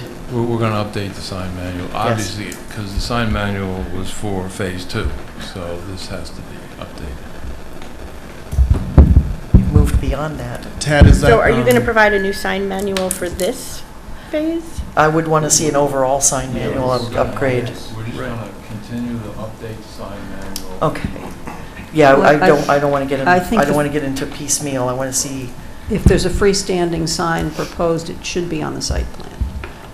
Okay, so right. Tad, just Note to that, clarify, yeah. was that sign request from Argo related to the current townhomes under construction or for the next?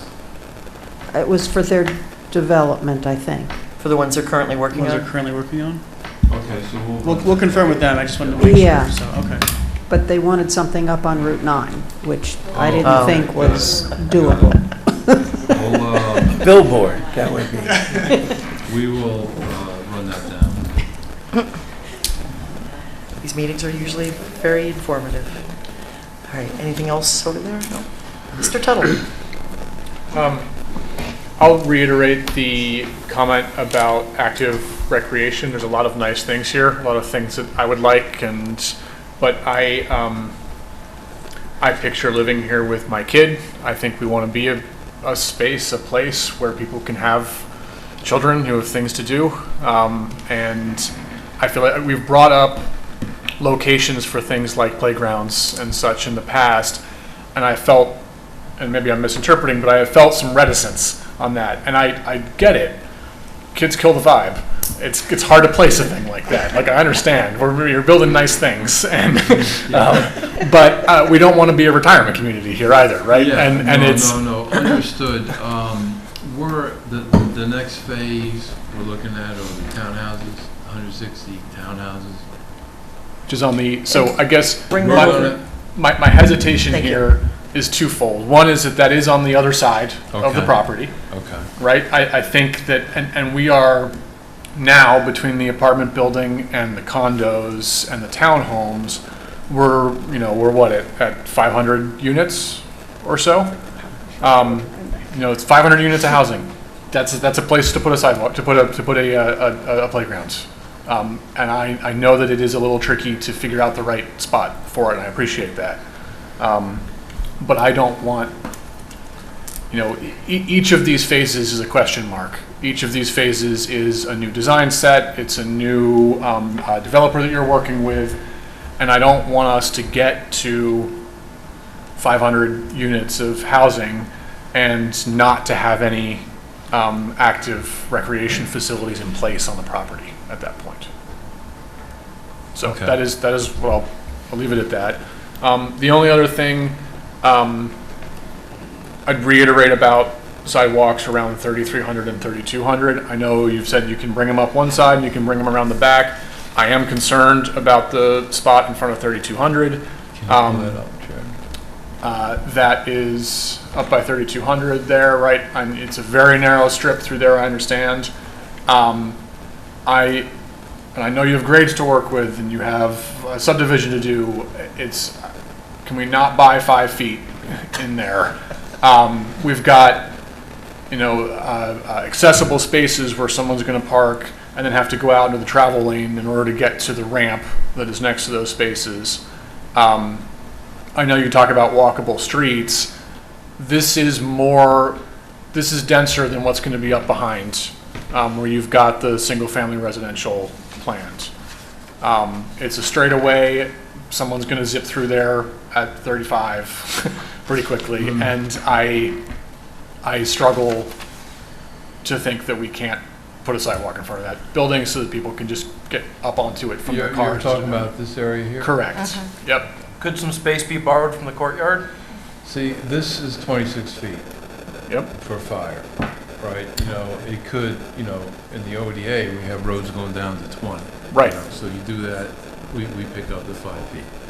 But because this is a podium plus 4, outrigger's got to set, so that's why. Yep. So it's a wider road. I do understand that, which has the benefit of creating more space and the detriment of encouraging higher speeds. People see a wide road, they go faster. It's a straight road. No, I know it's not long, but understand. This right here is 25 feet, so you can't make it 20. you can't make the. I mean, they've got a garage, right? Yeah. I mean, you could probably make it 20. Could you go to 20 on that and shift things a little bit? I'll talk to Mike, but that's where we would get it. Okay. Right. 22. Anything else? If we get like Good comments. 3 feet, we could, all right. Or can you split the difference? Can you take a Yeah, little from we'll, each to work it out? We'll make it work. Great. 2.5 Thank you. feet from each. And think in terms of our winters, just trying to having to climb over. Understood. I agree. It's one of those things that when you do, I don't really like it, but what am I going to do? But we'll see what we can do. Thank you. Thanks. Mr. Waters? Yeah, no, I second what Dylan had said, and I'm sure you'll be able to work it out. I was thinking more around the, with the benches and stuff around the pond and stuff, make sure that some might have cover of some kind, whether it's, natural cover or some shade of some kind, so people aren't baking in the sun or in the elements. That's why I was saying like those stick kind of structures sprinkled in along the paths amongst flowers and grasses and stuff, you wouldn't even see it, but it's that when you come upon it, it's like a Brigadoon, the movie, it's like, whoo, wow, man, magical, right? Okay, that's because it's such a great area that I think people are going to want to go there. I would. I know I would want to. Because I wanted to get Dylan's other question. We have room here. There is a grade there, but we'll get a playground in there or Nice. something like that. Yep. Is that the buffer area? No, that's not, that's in lot. Okay. Yeah, it's in lot, this lot right here. The dumpsters in the Yeah, road. is this? I mean, you should be. Well, That's 4B? no, it's part of that lot, but Jared No, brought it's up a that good 100. question. Yeah, You're but looking it's for a still public Yeah. park? Is that what It you're? doesn't No. necessarily have to be open to like the public. but- Right, no, I'm thinking for the people who are living in. But in if there's, the- but if there's a guest with children, right, you'd share it. Sure. Yeah. Right. Yes. No, you can't come in. You're not a resident. Lot 24, that's the same. So the condo would be maintaining it, So where are they gonna? Except there's that. Anyway, but that's what see we what you have can to- do. Okay. Because you're going to start hearing these comments I more would and think more, about I the think. park between the dumpster and the road there. Between the two dumpsters and the road, I'm not sure is the best scenario. Where's that? If the park went right behind the dumpsters, between the dumpsters and the road, I don't think that's a great scenario. If you put some good thought into Screening. access and fencing and screening and landscaping with it, you know. could be done. It could be done, but yeah. Yeah, and I think there are ideas in the design guidelines that were approved for different types of features that could be added to the landscape. Yeah. Because this is supposed to have those, to your point. It's whimsical. Brigadoon, but Yeah. whimsical and add Whimsical and- interesting, yeah. Yeah, intriguing. There was supposed to be an amphitheater and, Yeah. there were all these Yeah. different amenities that somehow have to get programmed back in. Right, and I will remind you, I'm looking for the language, but the rec fees were waived partially because you were providing, you had these, all these little pocket parks and everything throughout the site. Understood. We'll come up with something. Okay, all right. Then my only other comment was just be conscious of the colors, the color palette. Because the color palette, you don't want all these buildings looking the same because there's going to be a lot of buildings. You don't want them looking too different either. So you want them sharing some things, but, ones that are similar in style, they could be the same. But if they change to a different thing, they should have a different feel. Otherwise, it's going to just look like its own little mini city. That's my opinion. So, just so we have the language, since I found it. It was, site design includes at least 3 public parks, 3 public pocket parks, and trails open to the public. So that's Very easy to get to that number on development area over 200 acres. Yep. But to Dylan's point, Hold- because we haven't. Hold on. Other amenities, Okay. such as gazebos, kiosks, Yeah. playground equipment will be provided in public parks and pocket parks. Yes. On-site kiosks in mixed-use center areas will post maps of trails, things for visitors. So the intention here is that you were going to have public parks, but also these little pocket parks throughout for, your residents with gazebos and playground equipment. And it makes sense that, a larger public park that's going to be a little more of a destination could be a little further away from the residences. But I would think, as a parent, I would want something proximate is a draw. I agree. Right? I agree. You made a good case. Page Pocket 49 parks. of the amended findings. We could do the pocket parks along the walk. I mean, I think we could do something really nice along the walks, along the pond there. Yeah. And then as it works its way up, we can do some special stuff. So we'll get that done. Yeah. And my last thing was, I like the material that you've chosen. I also, the comment on the windows, I kind of like the windows the way they are because I think the structure, in this case, where we decided now that the structures are going to have a more upscale, I don't want to say the word contemporary, but, Transition. Yeah. Yeah, when we first looked at it, when there was nothing there, absolutely, you needed to mullions there. Yeah. Now I think simplicity is probably going to be the better thing in this case, with the glass and the stone and the wood and stuff. And then just look at the FDR site, go in there and check the library for the stone quality and type. I think that will get you something. The stone walls also that are up and down Route 9 here, those color palettes. The stone wall we built. Yeah, the stone wall, even the tower, you know what I'm saying? There's. That tower was completely rebuilt. Yeah, no, we understand. No, it's, You know. so that's where I'm at. It's an overall thing, and if you marry it all throughout, of course, obviously, the kind of stone could change, the style, whether it's, ledge stone or whatever, but you could change that, but the colors and things are very critical, I think, in this. And that's the one thing that ties the whole thing together is the stone. So. Rob, can I piggyback on you there? I meant to mention. You can, Anybody phone near the microphones that usually Just with the windows, it's certainly would be interesting to see what different window formations might do for the building, but I just wouldn't want to lose the verticality that they're currently providing. I think that's really key to it. So, I wouldn't want sort of wide panes that sort of more emphasize the horizontal nature of the building. Whatever happens, it should that could be stay used vertical. somewhere else on the site when we get more into historic Hyde Park kind of a look. Yeah. Okay. Anything else? That's it. I'm sorry. No. Thank you. Mr. Veith? Somebody said town park before. It's not a town park. It's a Public public park, park. yep. So it's- don't say town park. Okay, that's all I got to say. I don't need any more places to put my Christmas trees. Thank you. It's you, all right. Mr. Oliver? A couple things.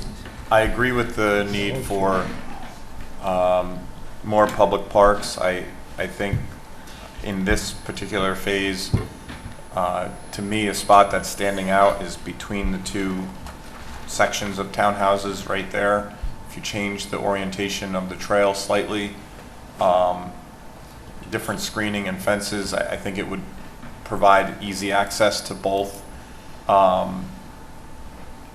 users on the site, and just thinking ahead in your first proposed idea, Larry, you're going to continue that road and you're going to have more site users going around, and I don't know if right out in front of the of your main access road to the rest of the site you necessarily want a giant or maybe not giant, but like I don't think it's going to be giant. a play set right in the middle of the site. I agree. I think this is better. We can work this out. The other thing to think about with the trail, you might want to look at, in the town of LaGrange, they have a freedom trail we bring our kids to. It's pretty cool. You can provide little, kind of like that kiosk idea, with little amenities for the kids, educational, it's simple as like, different animal footprints with like a little plaque on a tree and something so that you can add an interactive element to your trail that adds to that, passive recreation that's available to the public. That's a great idea, Chris. And then my last two comments, one regarding the material, I think it's great. I kind of differ from Rob. I like how this section is doing its own kind of program with the coloring and how it's all uniform. I appreciate that. Everybody has their own taste, and that's fine. And regarding the windows, I liked the style for the smaller section of the condos, but I don't think that would necessarily work well in this element because of the scale of the buildings. I kind of like, how the panes present themselves on these buildings, so I'm fine with the way it is. Thank you. Thank you. Thank you. Ms. Lee? Yeah, just a couple questions, or not actually comments. Just to beat the dead horse about these amenities, I just wrote down a couple of other ideas, although I loved that interactive one. Yeah. Besides benches, maybe picnic tables, bike racks so people can lock up their bike and, walk down to the lake. Maybe, we're talking about playgrounds, maybe a way to get whimsy would be like a simple swing on a tree. These little things add a lot to the walkability and how everyone's going to use it. So those are just a couple of things that I thought. Dog parks, a lot of people are going to have dogs. So just to think about how one walks around that space and really uses it. And then my other comment was about the architecture. Tom, thanks for bringing the samples. I think it really makes it come to life. When we look at things that are digital, they don't come alive, and the renderings are so different from bringing those in. So thank you. And also thank you for using a local vendor for your wood. I'm starting to call this area like sort of upstate modern is what it's all starting to look like, which I think is on point for the Hudson River Valley, so I'm really pleased with everything else. And I'm also fine with those windows. Thank you. Thank you. Thank you. Mr. Curcio? One last comment. Nope, go ahead. Yeah. Regarding the sidewalks that we were talking about, the change to the trail, if you could change them to sidewalks, I think that'd be beneficial. So there'll be concrete sidewalks on both sides. But especially along the frontage of the road there. Yeah. Were you doing the trail because it had to be based on the phase, or? Yeah, so again, it's a carryover from phase 2A. So would we need to do like a waiver or anything? Or? No, because I think we meet it by wrapping that red trail around. Oh, okay. Because you had to show some trails But the per other thing, each phase, right? The landscape plan, we did pull in the approved landscaping from 2A, and then we added to it. So that was the intention. I defer to my consultants for those types of details. But so 2A requires certain planting. Exactly. No, and exactly. CO. So we popped it in there, but we beefed it up. Yes, yes. And it was, in case 2A was just 2A, it had something there. Right. Yes. But now 2A has 2B and 4. And so, yeah, we'll let our consultants kind of work that through. Thank you. Mr. Curcio? Well, I'm going to keep it simple. I think you pretty much agree that you want to add parks, so we're going to leave it at that. And let them figure it out? Well, yeah. A project this size needs some parks. That's obvious. Right. I do agree with the sidewalk, where it's very thin there. I think you definitely need a sidewalk there. And the other sidewalks, I'm on point with Chris. As far as the materials, I'm indifferent. I think they look good. I think you'll do a good job. Thank you. That's it. Thank you. All right, so you've got a lot of good comments there. My comments are, I think the windows are okay. They're a nice blend and they don't look like a factory and they're kind of unique, so I like it. Kind of going back to one of Pete's comments, and that is about the post office, because time's coming soon when you're going to have townhomes and people are going to need to know where their mail's coming, and I think that's a big nut that we need to understand pretty quickly. TJ's been on that, so he's scheduled a meeting with the Postmaster General. Oh, good, okay. And I believe we have that coming up. Anyway, we're getting close to getting it scheduled. Okay, good. And then one of Pete's other comments was about the snow storage. And again, we have such extremes around here that he made excellent comments there about being careful about where they're situated with your overall grading and your bioretention. So. Yeah, you don't want to push it all into bioretention. Right? No, but I mean, as this is progressing, it's becoming its own little mini community, just as the apartment building is its own little mini community. And what we're looking for now is the cross access kind of, so that if you leave one, you can take your child out and there's a nice little public park, because maybe you're sick of the pool or you're sick of whatever's part of your community's amenities. right? So people are going to be rich here as far as things to do, as far as walking and public parks and playgrounds and just simple interactive recreation trails. These ideas that my colleagues are coming up with, I think, are just, they're rich without having, they're not huge, but if you think of that as its own little community, and oh, by the way, just to the north is another community. So if they want to take the dog out and they want to do something, is there a little playground for them to go to that it's maybe a little quieter from everything? So that's why I'm not sure where you put it, because are they going to walk into this other community's area with the pond and I don't know, are people going to feel that they can walk by the pond? Yes, I think so. Okay. I think so. Okay. Yeah, I mean, if we had them walking through here, then I would agree that's a problem, but we have them doing this. Okay. So it feels like it's a trail that they can follow, they're not intruding on into another area. Yeah, the Stone Tower is meant to be a mini park that kind of leads you into the pond area, and so that it should feel like it's all connected with the path that's there. Yep. These connect so that the residents here can get there, yes. But I'm thinking in terms of, I'm not part of this little mini community, I want to... Well, nothing's going to stop you from walking over Nope. and cut through. But this is and again, I think this was measured at... Yeah, it's a half a mile, I think you said? 4 miles. Something.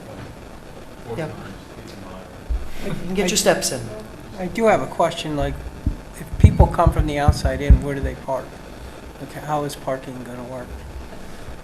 Like, I can tell you... well, we have parking that we're required to do 25 spaces up at the... Can you use the microphone? You mean guest parking? Well, yeah, like, let's say I want to go walk in Bellafield. All right? Oh, okay. Me personally. I don't And you live don't know there. anybody who lives there? And I don't know anybody that lives there. Because, for instance, I used to go walking, I don't know if you're familiar with the Toll Brothers development of Croston Danbury. It's a big development. Yeah, sure. We used to go in there and park, and we'd walk the hills and walk all through there on the sidewalks. Obviously, I don't live there. So we used to park at the project outside of outside that big development, which was apartments, and walk in. Nobody bothered us. But I anticipate people they're going to go safety. If they're looking for walking, they're going to see this big, beautiful project. They're going to want to go walk it, because people walk every day to get their exercise. Where did you park? When I went to Danbury, I used to park in the apartments, So I don't know how many people are going to come in, or obviously I don't know, but it was just something that's been sitting in the back of my mind. Like, if somebody wants to come in and use the gym, how is that policed? If it's policed, it's, I don't know if it's, What do you mean? Can you speak into the microphone? I mean, use the playground equipment. If somebody uses the playground equipment, where do they park? Well, the playground should be public, but I think the gyms are private. No, I didn't mean gyms. I mean more like the playground. So the parking that we have on the condos, the requirement is 1.5. We're parking them at 2 per unit. Okay. So we're over parked. To allow for guest parking for the condos. There'll be guest parking. So you have guest parking in there. And then public parking. Then we're required to have 25 spaces up at the north end of the site, which we do. But you don't have a reciprocal one on this side. We don't, but that's actually a good question. Maybe we take half of that 25 and bring it down here. Well, that's where the trails are going to go, but you could maybe do others. Yeah, that's going to be over Park to Village Green, Right. So there'll be public parking access. Oh, yeah. Yeah. And perhaps during the day, some other people can pull in and park at the... Yeah, that's what you normally do, but that's not there today. Right. And I'm not sure Toll Brothers planned for that, right? It's just, there were spots and you could park there. Yeah. It just wasn't marked, really. It just wasn't. I just People know. gonna be towed if they, Well, I don't know. I'm just saying what I did. yep. So we liked walking through the development. It's gonna look inviting. It's It gonna was, look- Yeah. it was safe. They had a hotel up at the top. I think it's the Hyatt, or no, the W. The W. Zero. Zero, that's it. Zero, yeah, My exactly. daughter just stayed there. Microphone. And there was, Microphone. there was hospice in the back. I mean, so we'd walk the entire project around it. And it was great. So I anticipate, doing the same thing probably here. I would just highlight that the commercial core area of the site, would be north of the Village Green, so parts of the Village Green and then just north of the Village We'll have Green. public there will be parking. a lot of public parking. And the intention is to draw people into the community, encourage them to go to the shops, mingle Take a walk. around, and then as they get to know the site more, they'll visit more of the parks. This isn't that far between them for this section. No, I'm just. But just to your point, that's definitely where we'll have some parking. All this area right here. Yeah. Yep, all this right here and along the street. Right. So there'll be public parking. Yeah, there'll be plenty. Yeah. I don't want to be redundant. I was just No, good thinking points. I about it. mean, we hadn't talked about that. And I have a quick question. Yeah. Just like thinking in lieu of time with everything, if they were able to come up with like a concept, like the interactive trail type of idea, if you didn't know the actual program or like what educational series you were going to do, but labeled it as a recreational interactive trail, would that... Or a gazebo or Yeah, benches but or. without yeah. the finite detail. Yeah, which I'm not sure we'd ever see that level of detail, but. Yeah. Okay. That would, something like that. But would like be a seating acceptable. area that you envision around the pond and Yeah. other places. I think we can come up with. I think you can. I think you will. I don't have any other comments, except that I think that this is really coming together nicely. So we will look forward to submission next week, and then we'll schedule this offline meeting to The week of the continue 27th. for the week of the 27th. It's not next week. We have a resolution for referral. Oh, yes, so we do have a resolution prepared tonight. Yep. And then, motion for the public hearing. Correct. Thank you. All right, we do have a motion prepared to reaffirm the prior seeker findings and referring to the county planning. Mr. Veith. Okay, resolution to reaffirm prior seeker findings and refer to the project to Dutchess County Department of Planning and Development. Bellafield PUD, Phase 4B, FDP, date July 15th, 2026. Resolution 2025-29A. Whereas, now therefore be resolved that the planning board hereby, number one, directs its secretary to refer the project to the Dutchess County Department of Planning and Development pursuant of Section 239M of the General Municipal Law, and to send a courtesy referral to the project to the Roosevelt Fire District. Number two, determines that the extensive environmental record before the planning board is sufficient to assess the potential impact of the project. And number three, determines that the project is in substantially accordance with the seeker finding statement adopted by the planning board on December 8th, 2021, and the town board as involved agency on December 20th, 2021, and will not create any significant adverse effect upon the environment, nor it will result in any new or potentially significant adverse environmental impacts that have been previously addressed or were adequately or inadequately addressed in the existing EIS, and there is no need to prepare a supplementary environmental impact statement, nor any need to amend the previously adopted seeker findings. Number four, the board hereby affirms its previous certification initially adopted on December 8, 2021, and that requirements of the seeker regulations have been met, and that consistent with social, economic, and other essential considerations from among the reasonable alternatives available, that the action hereby taken is one that avoids the minimized adverse environmental impacts to the maximum extent practicability. Is there a second? Second. Any discussion on this? All in favor, please say aye. Aye. Any nays or abstentions? Motion carries. May I get a motion to set a public hearing for August 5th? So moved. Second. All in favor, please say aye. Aye.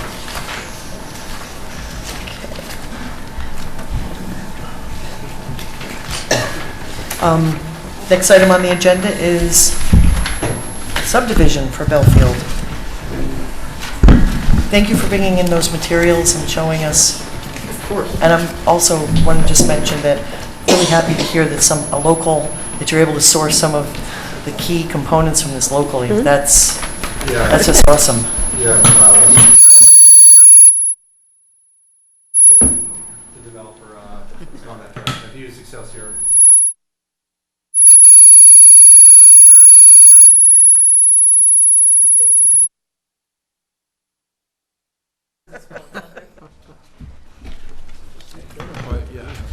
No. Thank you. Good night, Tom. No. Thank you. Mr. Capola. Mr. Capola. Yes. You don't have to be here. He wants to be. Okay. I want to talk about lights. Okay, all right. Oh, that's his favorite topic. We're gonna fly through these next Yeah. sections here. Next item on the agenda is subdivision of the remainder. This is for phases 4 and 5. Yes, thank you very much for having us again and getting us this on the agenda. Quite a bit of work was done on the plat. Pete did give us comments. I forwarded them over to Labella, and they're, getting them wrapped up. So again, we'll submit this back on Tuesday for the 5th. This one, too, needs a public hearing. Yes. And you did receive some comments from Mr. Sotero? Yeah, so there's some easements that we got to work through, just coordinate between the site plan and the plat, so I'll work with Chris and we'll get through that. Some of the sewer easements, as they extend to the northwest corner of the site, we'll work through that, but again, I'm confident that these things we could turn around pretty quickly. Okay. Sounds good. And the idea, we're at preliminary plat, so the idea is to get a public hearing on the preliminary plat and get it approved so we can move to final and start drafting up the easements. Sounds good. Right? Yeah. Okay. So, yeah, Tad's been very helpful. Yes, she usually is. Ms. Moss? No, I'm good. Did he get it right? Yes. Okay. Excellent, excellent. Any other comments? Ms. Franson? Mr. Sotero, anything besides what you? No, I think Larry pretty much, covered most of the stuff in my letter, was, minor. Okay. I did want to mention. Thank you again for getting this out. I mean, there's a lot of thank yous tonight. I did just want to mention one thing on, the condos. You're going to try to make you're going to make a submission on Tuesday. If you have any questions on the comments, get a hold of Tom. I'm going to be in North Carolina tomorrow through Tuesday. So if you have any questions, get a hold of Tom. Okay. All right. That's it. Thank you for that. Nothing else on that. Ms. Polidoro? I mean, just cleaning up the easements, and I know that you said the county had approved the curb cuts, but I don't know if we have the record of that in our file. Okay. For these new lots that are going to require that access. We'll get it for you. Actually, I'm sorry. No, go ahead. I was thinking about that, actually. Where were the curb cuts going to be for the large piece on the corner? Where it exists. Where it exists, okay.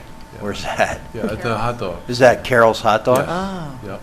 So Oh, man. We met with her, we're going to help her relocate at the time that we need to. Okay, and that's the only access for that big? Then big there's one? a. Wasn't there like a access on right Route turn 9. in off of Yeah, 9 or yeah, something? there's a right in, No. right out on Route 9. Okay. I don't think so. All right, I We was always just- had them coming in off I was just St. like curious. Andrews. I was just curious, that's all. Yeah. Yeah, no, there's one on Route 9. Is there? Yeah, yeah, It's bad, it's been a while. yeah. But to your point,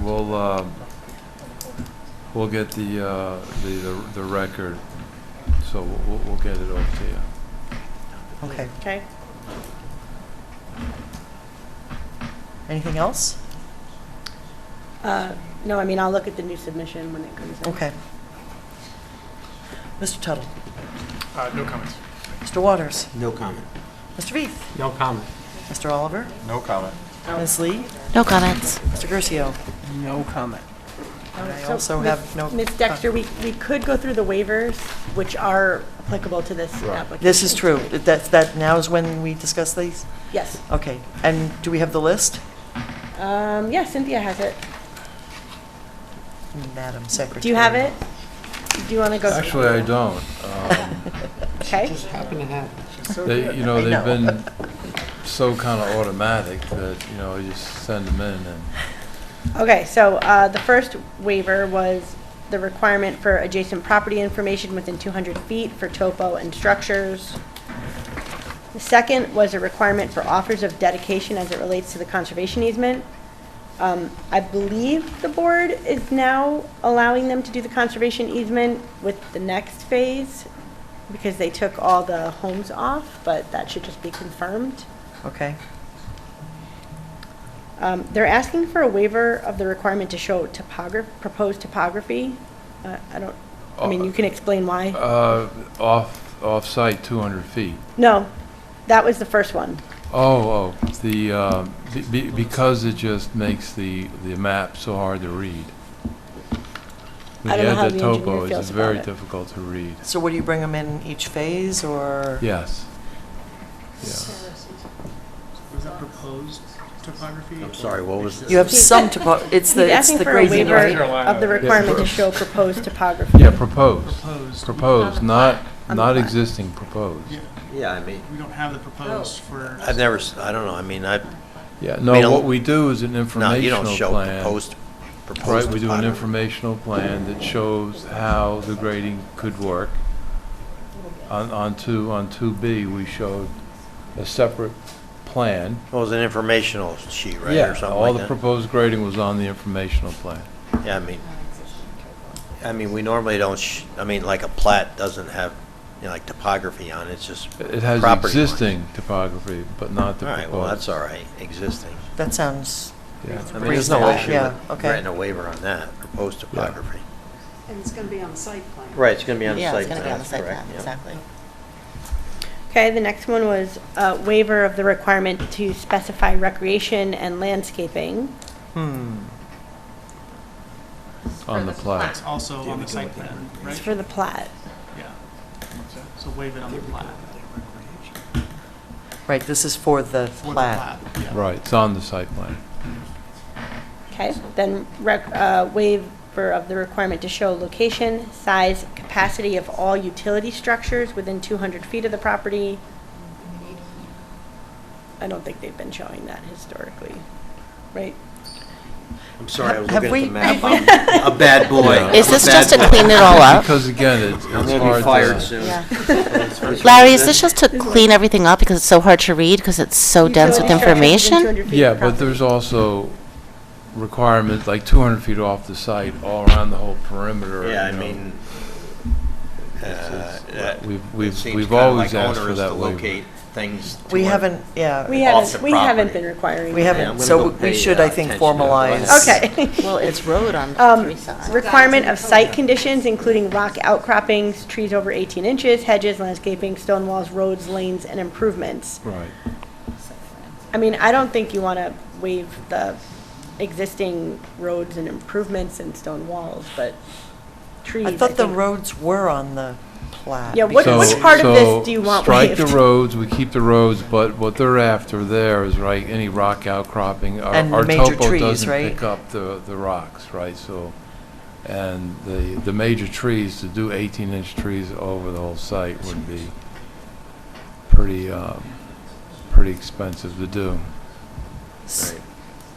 And some of the rock outcrop, I mean, you're trying to avoid them, but some of them, We avoid most of them, Yeah. yeah, because we don't want to. Much easier to avoid. but again, those Right. show on the site plans. They're showing the site plan. And again, this is more geared towards, we were doing a residential type subdivision. Yep. Where you're not gonna see it. That's just a cookie cutter, this is Where we more- never get to see a site plan. Right, Yes. right, exactly, Right, exactly. okay. So it really shouldn't be. an Okay, the issue. next one is waiver of requirement to show suggested building locations within the lots. I mean, normally we want to make sure that the lots are buildable and there's room. I don't think that's an issue here because we have the concept Again, we're doing plans. site plan for every single one. And then waiver of the requirement to provide copies of covenants and deed requirements. I mean, I think that needs to be noted on the plat. Yeah, Right. wouldn't that be on the The plat title that the needs- surveyor would pick up? Yeah. Okay, Which one was that last one? The covenants and deed requirements. yeah, Oh, yeah, the that surveyor sounds- should pick it up as a note. They should be, Yeah, that's they should probably be on on there there. already. Right, exactly. So it sounds like, except for the last one and keeping the roads, The existing roads, the right. existing road. And Well, the but stone we're walls showing are it- on there too, right? But I thought we were showing all the roads on the plat, The new roads. the new roads. But, I mean, this. Oh, he's this asking shows for a waiver of existing roads, which existing there are roads none. and improvements. Yeah, there are none. Right? I mean, there's Say it again? we're talking about, are you showing existing roads and paths? Yes, we are. Yes, So okay. all the roads for the hotel, all that's on Originally, there. there's nothing there, yeah. Right. Yeah, if Okay. you could help us understand what they mean by existing. Because So- some have been built, Yes, those are but shown. originally there was absolutely nothing here. Right. Well, there's some so- I mean, there's old farm roads, right? Logging roads, but But those aren't roads. No, they aren't Okay. roads, no. No, Challenge We to show. Take a car under that. Yeah. Yeah, Wha- good luck. Well, yeah. Whatever's been built on the site is shown. right, because Okay. they do have roads now. No, so I we know, need to now they comply. do. It's just, when a project goes this long and you start talking about existing, it's like, do you mean from the time of the project? You mean like snapshot right now? Yeah, right, Yeah. okay. Because when we do an approval of this, Mhm. okay, so. Yeah, it's what is currently there as of today. Yep, okay. Yeah, that's on. Okay. And this is a subdivision of lot 1 into these other lots, right? Lot 1 doesn't Right. have This is the these roads on remainder, it. yeah, for, Those Right. roads are on the other existing. But those roads are providing access to those other lots that you're creating. right. Which is why we said to put the roads on. Okay, makes sense. We're putting existing roads. The roads we built. Yes. Yes, Yes. The Built roads that are roads, built currently or built. approved Who's to be on built, this? right? right, but you Yes. show, you also were, And they should show you the had to road- show but that there's no you road could private- get to Oh. all these other lots. Right. But I don't know that that needs to be shown on the plat. That's the question. I'm sorry, we were sidebarring. No, I know. So when we were tackling the subdivision, and it was brought up that we needed to make sure that there was access to every lot Correct. that's going to be built. That's why we have an ODA. For That's, I okay, believe it's for the. does that take care of it then? That's why we don't have to show proposed roads? Well, correct, because Takes care of the frontage Okay. requirements. it takes care of frontage, and there should be road access to each lot now that's being created, because the roads, Go to the next page. Yeah, the next map. for which one? Keep going down through. I know we have a detail. Because the ODA took care of a lot of, some of this, Should be on. it There it is. kind of officialized everything. The requirement for road frontage for each lot was waived by the ODA. Right. But it also defined these profiles that we keep asking to see, Yeah, to how make is sure each that road they going are to be laid out? holding with what was originally approved. Site plan subdivision ODA. So that's an ODA cross-section. Yes. Yes. And you have a. But we have several And you have roads something on that the shows ODA. us the overall, here's where all the roads are going to all the lots. Do you want that? Which is on the ODA. Yes, yes. Which you do not need to do other than existing roads. Right. For the plat. Right, so. Did I say that right? Existing roads on the plat. Anyway, I understand it. Okay. Yeah, I mean, if that's not the right road profile, I don't know why that road profile, is that the one you're using? You have a profile on the bottom. Yeah, so what that's for is, zoom out, Jared. There's a road that goes up to St. Andrews. And we went to the ODA map, we pulled that section, we put it on the plat. Oh, the proposed road, okay. Yeah. So it's that one right there, yeah. And that one. Yeah. So that one right there, that's pulled it from the ODA map, put the section in. Right, but so it doesn't have to be on the plat because, or does it? That's the Well, question here. No, Yes. the road isn't being shown, on the plat, just the easement. But then we include the section, so you know how the road's gonna be designed. Right. Again, we're just trying to be really clear on Yeah. what you're asking us to waive and what has to be on the plat. So I need, So remember we had the color-coded map that had all the roads on it? Mm-hmm. I don't remember it saying commercial road. Is that road profile what was the color-coded map? Yes. Okay, because I thought it had different, Yes. like Road 1 or A, B, I don't remember commercial. But you're saying that's exactly what was on Yes. the profiles? Yes, yes. Okay. so does this help, Victoria, does this help us to formalize these waivers? Yeah, so you do need the proposed road profile on this, right? Because this is going to run with the land. So that's fine. But they did show the existing roads. Yep. So Yep. he only needs a waiver from the portions of that section. Okay? And then all the other ones that we read through. And all the ones we just read through about, proposed topography, the adjacent properties, the utility on adjacent properties. Yeah. Okay. I don't know that I heard anything that made me say I didn't want to waive any of it, but I just asked my colleagues if anything popped out at you that, ooh, maybe we shouldn't waive it. Well, we're not gonna waive the covenant thing, that one. No, would be no, a no, no. we did, Right. just, Right. we agreed that the covenant and the deed Yep. definitely would not be on the list of waivers. Okay, so I think we have a much cleaner idea. Yep. Yep. And we can get that taken care of, so that would get written up, Perfect. okay? And clean up the easements, get the county to show us their approvals. Yep, we'll get you that, and Okay. then schedule a public hearing, right? For preliminary, yep. for Can I get a preliminary. motion to set the public hearing for August 5th? So moved. Second. All in favor, please say aye. Aye. Thank you. There you go.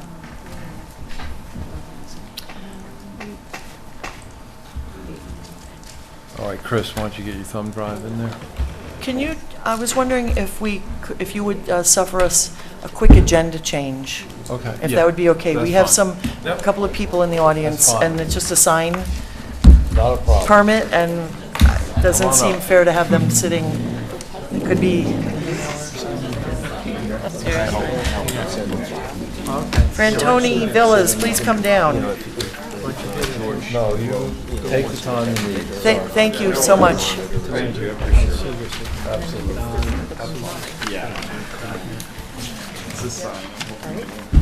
So this would be the last item on the agenda we're moving up is Frantoni Villas sign. Yes. And I know that just came through today. Yeah, we appreciate you adding us to the agenda. No problem. Hopefully you've had a good dose of It was zoning. interesting, yeah, I Yes. watched it on TV so many times. Oh, okay. Boy, you got a boring life. Yeah, I know, right? I'm like, oh, we are the cure for insomnia, so. I'm born and raised in Hyde Park, and this is the biggest project I think we've ever seen in my lifetime, so Yes, it's pretty yes. interesting. Same here. Yeah. Same so- here. So this is Frantonia Villas on Route 9G, and you're upgrading your sign? Yes. I'm Debbie from Quick Signs. Hi, Debbie, nice Hi, to how are meet you. you? Yes, so we do, And we've been communicating with Tad, so we know Yep. what the specs are and the rules Yep. are, and I think we're in close compliance with the exception of the lighting, but we've also made some modifications for that as well. But we know through our communication that there is a possibility for some exceptions, right? Because we're lighting, we wanted to light it from yes, but when I drove up Route 9, I saw the Hyde Park Town Hall sign being lit from spotlights this way, so I don't know. And the sign out front. I can drive around, anytime we try to enforce zoning, everybody brings up 20 other places that aren't even following it, and Do they allow landscape lighting in Hyde Park? Spotlights for landscaping? It depends. Because that's pretty much what we're. I don't know that we have a specific thing that says. You're not supposed to have uplighting. Right, so there's uplighting kind of universally, there's something called dark sky, which the more lights that go up, the more it disturbs various things. There's been all these studies and everything.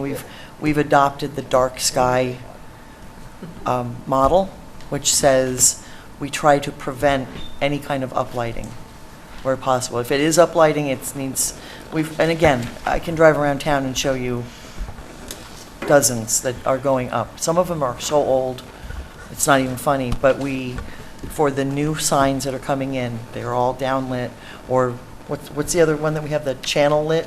No, not channel, backlit. Backlit. Yeah. Backlit. So those are what we have. We don't have the lights that you plug in, but again, there's plenty of examples around town of old signs that still do that. But Right. for the new signs, we kind of have a model that talks about, you can have a bar light, you can have the goosenecks. Yeah. And no exceptions. You'd have to get a variance, because it's in the code. Oh. It says no. If you grant for special circumstances, you can grant uplighting. I did that in the letter to the app, maybe it was an email. Ex-electrical But typically, contractor, no. uplights, they rot out, the Well, snow they're showing gets you on them, the they don't shine through the snow. All right. Gooseneck is gonna last forever, more the LED, it'll outlive us all. You sold me, Don. Our neighbor knows. The goosenecks I proposed today, do they comply? They wouldn't be shining at the road, and they'll be adjustable. They're adjustable, and Yeah. that was the big Adjustable. thing. My husband Yeah. can make the Yeah. bar, everything And again, adjustable. we have examples where they're not adjustable and they're just off this much, and anyway, we try. Yeah. All right. We try. Because it is gonna snow this winter. Yeah, I think so. All right. You think? Yeah. All right. So that's it. Does That's all we need. Does that help you? Okay, Yeah. because we do have a resolution prepared to. Yeah. Can I ask, it looked like, is the sign, are you taking a tree down there? Are you moving? The trees are down. The trees are already down. They're already down. I meant to say that. I in the drove by there drawing like you sent- you yesterday. sent I that probably to didn't me. even notice They're- that, They're yeah, down right. already. Everything's down, and we went back and forth, and we liked everything, and then when we talked about the lightings, when we had this. Yep. So, but Sure, yeah. But figured Debbie we- was we so figured good we'd that she came up with the gooseneck at the last minute. So I Okay, guess and they that's look fine. like you can highlight. It looks nice. It's going to look great. Yeah, It's gonna either look way. great. So, but I was gonna hope to see if we can. But I understand. Yeah, it is what it is. All right. Does anybody else have any questions about this? No. Okay. All right. Then Sounds we good. have a resolution prepared. All right, great. You might as well hang out for Absolutely. Resolution recommendation for issuance of sign permit pursuant to Town Code Section 108-24.3A4D. Resolution number 2026-20. Whereas, be it resolved that the planning board hereby recommends the zoning administrator issue the sign permit for Frantoni Villas as submitted by the owner of Frantoni Villas and Debbie Magiacomo of Quick Signs on July 15th, 2026, attached here too. Second. Any discussion? All in favor, please say aye. Aye. Any nays or abstentions? Motion carries unanimously. Thank you. Can't wait to see what it looks like. Debbie, tell Jocko I said hi. I will. Thank you. And did you want to bring Kate up real quick too? So that Oh, I didn't know that we had another. Okay, sure. Sure, come on up. This is for S&P Liquors. Yes, it is. Hi, Kate with Riverwood Signs. Good to see you. You too. Go ahead. Go. What you got? Go ahead. I don't know, we're just asking for a sign permit. The frame, the frame and the lighting is existing and it's down lighting, and so all we're doing is replacing the sign. Same Okay. size, a little bit different shape. I believe you might have some copies in front of you. Yeah, we did. Yeah, Okay. we've received all that. Okay, so. And just, again, put a plug in, where is this, and where can people find this business? Oh, okay, yeah, it's actually used to be my sign shop years ago in the early 90s. Oh, wow. And it never had a sign, go figure. Yeah. So anyway, it's right next to Monroe Muffler, and it used to be Bourbon Street. Oh, Bourbon Street, Liquors, okay. and then it was Hyde Park Wine and yep. Liquors. And it used to be a boat place in the 50s. And then it was a realtor and a hairdresser, and it was wow. Howard Lasher's building Yes. years ago. Oh, my gosh. And they refaced it, and then the lady, Rainbow Oil, had bought Yep. it from Howard That's when it was Lasher. Bourbon Street. Yes, yeah, yeah, so that's Okay. the building, if you're familiar with it. Okay, great. Glad to see the business is continuing. Yeah, I guess it's the new owners, and S&P is the name of the father who's deceased, and they wanted to honor him, and the partner who's in the business. Okay. I don't know their names, because I All think right. they're foreign names, but, Sal and Pete. There you go. Salt and pepper. Salt and pepper. Great. Well, we do have a resolution prepared tonight. Oh, good. Mr. Curcio, I think you have this. Okay, resolution recommendation for issuance of sign permit pursuant to Town Code Section 108-24.3A4D, S&P Liquors, Inc., dated July 15, 2026, Resolution 2026-19, whereas, if I can flip, whereas, be it resolved, the planning board hereby recommends the zoning administrator issue the sign permit for S&P Liquors, Inc. as submitted by Delawi Properties LLC on July 3rd, 2026, attached hereto. Second. Is there any discussion? All in favor, please say aye. Aye. Any nays or abstentions? Motion carries unanimously. Good to see you. Thank you, you too. Good work, ladies and gents. All right. Back to our regularly scheduled program. Next item on the agenda is the Harris Memory Care at Belfield. Come on down. Thank you, by the way, for giving us that. Thank you. Yeah.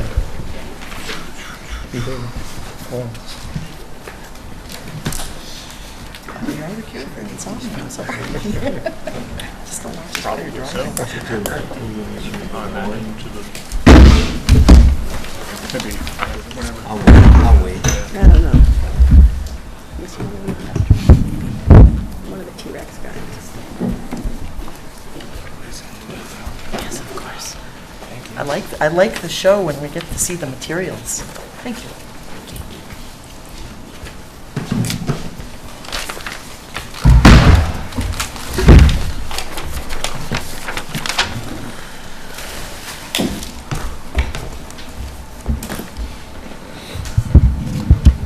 Good evening. Well, Welcome. good evening again. Welcome back. Chris Laporta with Passero Engineering and Chris Hahn with Harris Memory Care. Thanks for having us this evening. We did receive the letters from both Pete and Bonnie, so we could run through, I guess, any substantial comments in there, and then I go through the plan and the architectural materials that we have here and open it up for discussion. So I could start running through the letters here. I've got Pete's open on my phone, so I'll start Yep, no there. problem. You received both from our planner and our engineer? Yep. I think a lot of the EAF comments can be updated, and those were fairly straightforward.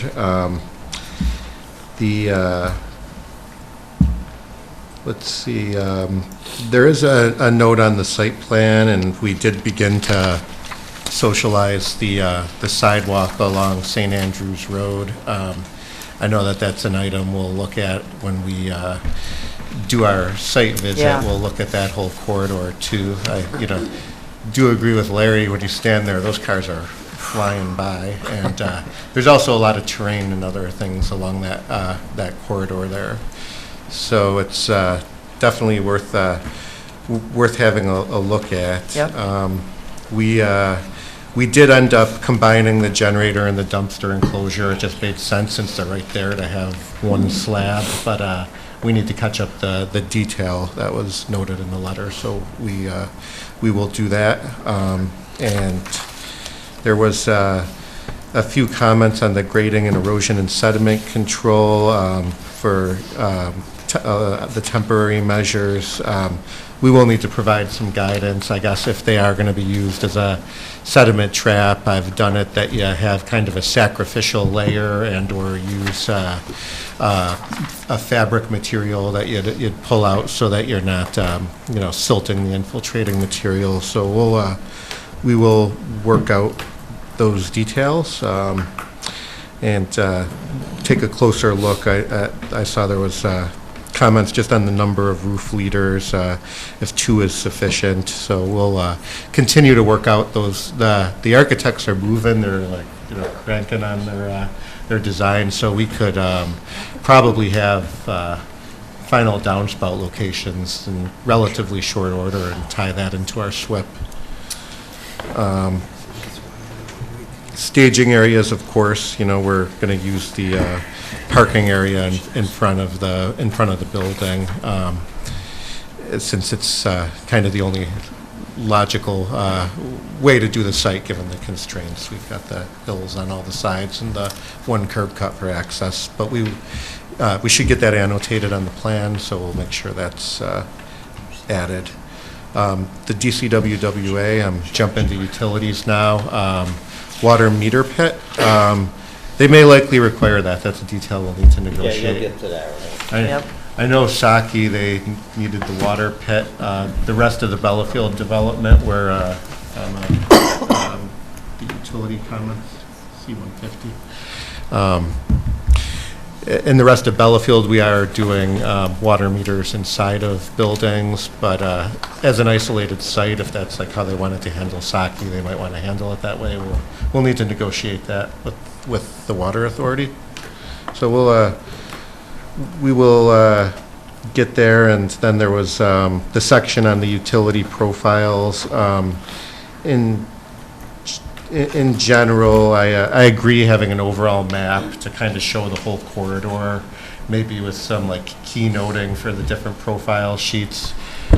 We had been working on those profile sheets separately as part of the subdivision at one point, but they got pulled forward and to this plan set, so we could definitely organize them a little bit. We are going to need to run that set through DOH for approval as part of this project. Yeah, I mean, it seemed like the plans, those particular plans were almost like more of like an in-house worksheet that you guys had, that you were planning out, water and sewer for other phases that are going to be up in that northern area, and it's just kind of confusing. You can't figure things out, and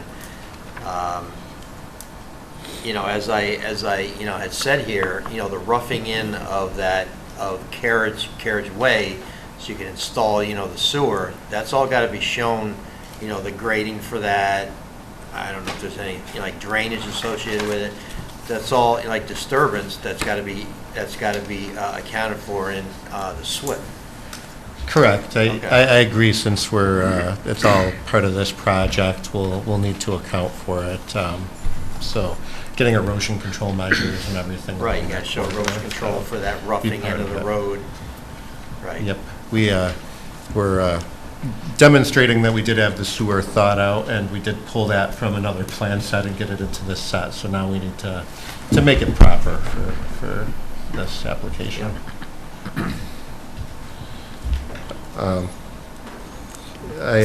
So that's definitely on our radar, and that's all, will be coordinated.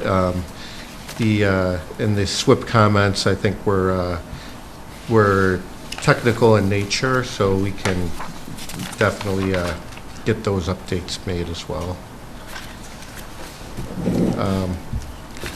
I don't know if I know I'm kind of glossing through. I don't know if I missed any of the bigger ones that you had, Pete, or if... When they come around to me, I think you pretty much hit it, but if there's anything that I want to add, we'll wait till they come around for a consultant. Okay, Or wait yep. till Ann comes Yep. around for. As you know, we do the little swing around. Yep, very good. And then I've got Bonnie's comment letter here, the public hearings required. Yep, that's noted, and we're working towards getting there. I guess we could see how our conversations go this evening, if we're ready or not for that, but that is noted. And we talked about the site visit, which we're going to get, I guess, building corners flagged, and we'll schedule that in the coming weeks here. That, so that we know where the entrance is, where the building corners are. Whatever. Just give us a lay of the land. Definitely. Maybe we could throw a stake at the center line at the curb cut. There might already be one there. I don't. But That'd be good. we'll get one there. And then, yeah, hitting down the, I guess, the corners of the building so that we can orient ourselves properly. I guess there was a number of comments regarding the list of agencies for approval. And we did provide a little bit of feedback on that, and I guess more information will be forthcoming. Chris, I saw Natasha did provide a little bit of feedback on that as well. I don't know if you had anything further at that point, or if you just wanted to. We have a group in Albany, Hodes and Landy. They are government affairs and kind of they have a special practice in senior care and licensing in the state of New York, and they advise the Department of Health. So they are representing us in the licensing process. And our counsel is a guy at something Wild and something, Glenn Wild and something, Jim Daring, who used to be the general counsel for the Department of Health. So you're working with someone to These corral all this? They know what needs to be Okay. done. It's a new kind of regulatory framework for me. It's not a new framework for me, but just stepping through the New York way of doing things. And that's what they're going to be advising us on. They're tremendously well-versed in Yep. their top shelf, so we're lucky. So if you want, we can get a list of those agencies from them, but I think that should be definitive. I thought our list was fairly definitive. So when we circle around, we'll get Bonnie's impressions on that. Okay. There was, let's see. Lost my place. All extended care facilities. We had mentioned the Eleanor nursing care facility. It was mentioned that there might be another one on Route 9 next to Anderson. Hyde Park Assisted Living? Yeah. Yeah, Renaissance. That's Renaissance. Oh, Renaissance up here, right.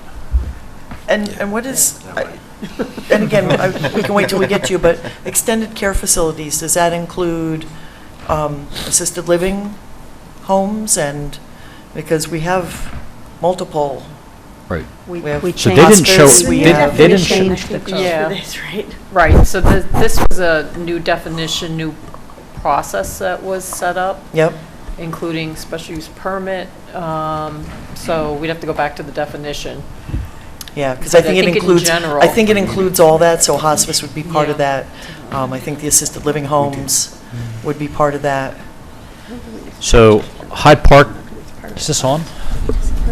Should be. Should be. Hyde Park Assisted Living is actually in Poughkeepsie, and they're registered under the Department of Health in Poughkeepsie. Renaissance is a nursing home. Right, but we have zoning, this is our Right, zoning. no, I'm just, That talks I'm about. trying to figure out why it didn't show up when we scrubbed Department of Health, the Department of Health listing. I don't know. Hopefully your firm can help you. Hyde Yeah, Park that- Assisted Living might have shown up because it's a Poughkeepsie post office. It is within the borders of Hyde Park, though. Hyde Park Assisted Living. Right. Yes, Okay. Yeah, it has a Poughkeepsie address, I Yeah. believe. it does, yeah. That's what Right, it is, and it's- probably. And Cynthia's saying the other one, Renaissance, is probably a Probably a Statsburg. Statsburg. Post office, so Yeah. it just might not be showing up depending on what zip code you're Right, searching. but hospice should be there also. Right? Hudson Valley The Hospice. hospice, yeah. Yeah. So, I mean, these are just the comments, so make sure we have everything listed. Very good. There was a general comment on process, if it requires any more, I guess, input from, or any other revisions to the Bellafield approvals, and defers to the attorney, so I guess we could, I don't know, do we want to hold that one till we go around, or? Yeah. Okay. I mean, again, remember, these review letters are for you to, you know, I mean, and yes, let's discuss anything that you have questions about, but they're just to try to highlight those things that are not closed out. And just quick to add flavor to that one, so the regulations were changed. Yeah. This is a special use permit, but you're in Bellafield. Yes. And so, so if it doesn't need a special use permit, does it then mean that all those other requirements don't apply? Ah. Which we just been discussing. Yes. So that's why I'm deferring to Tad and to Victoria to Yep, sort that yep. out. Because we're This talking is about a really lot new of ground. submissions and health agencies, et cetera, but. And this is very new ground. Yes. Yeah, this is Yeah. the first of its type.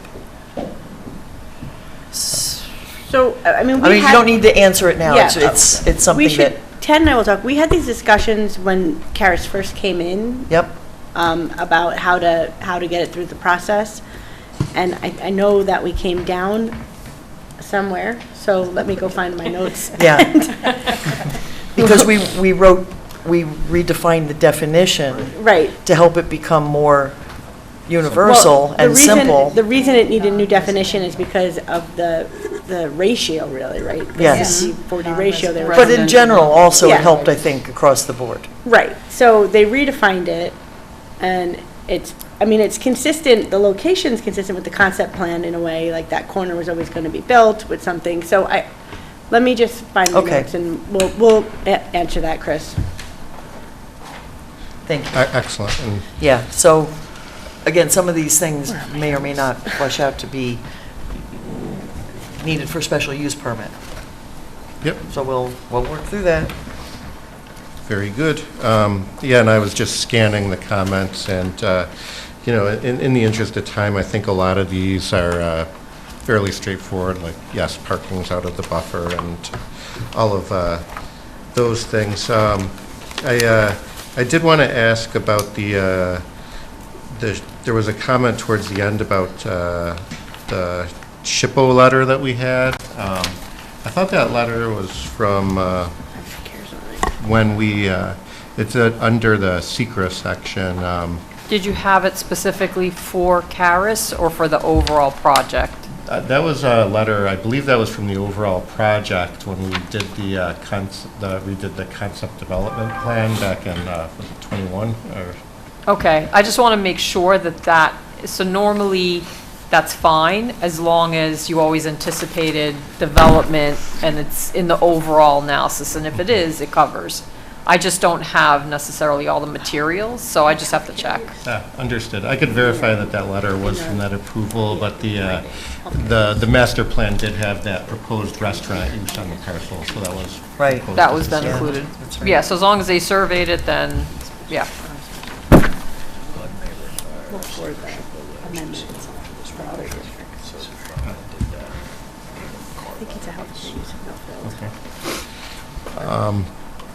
All right, I think I could, that's enough for the comments right now.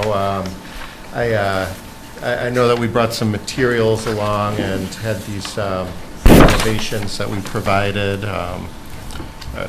So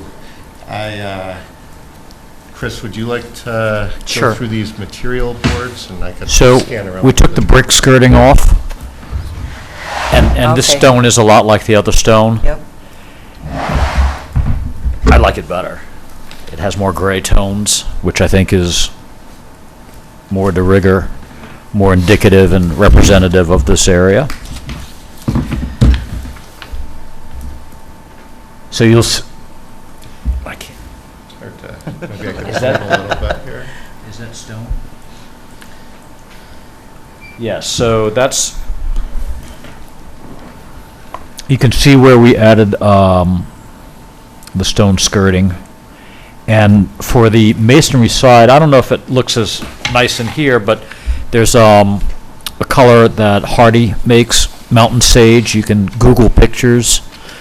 I actually saw this in my neighborhood driving around in North Carolina where my mom lives, and I was like, wow, that really looks good.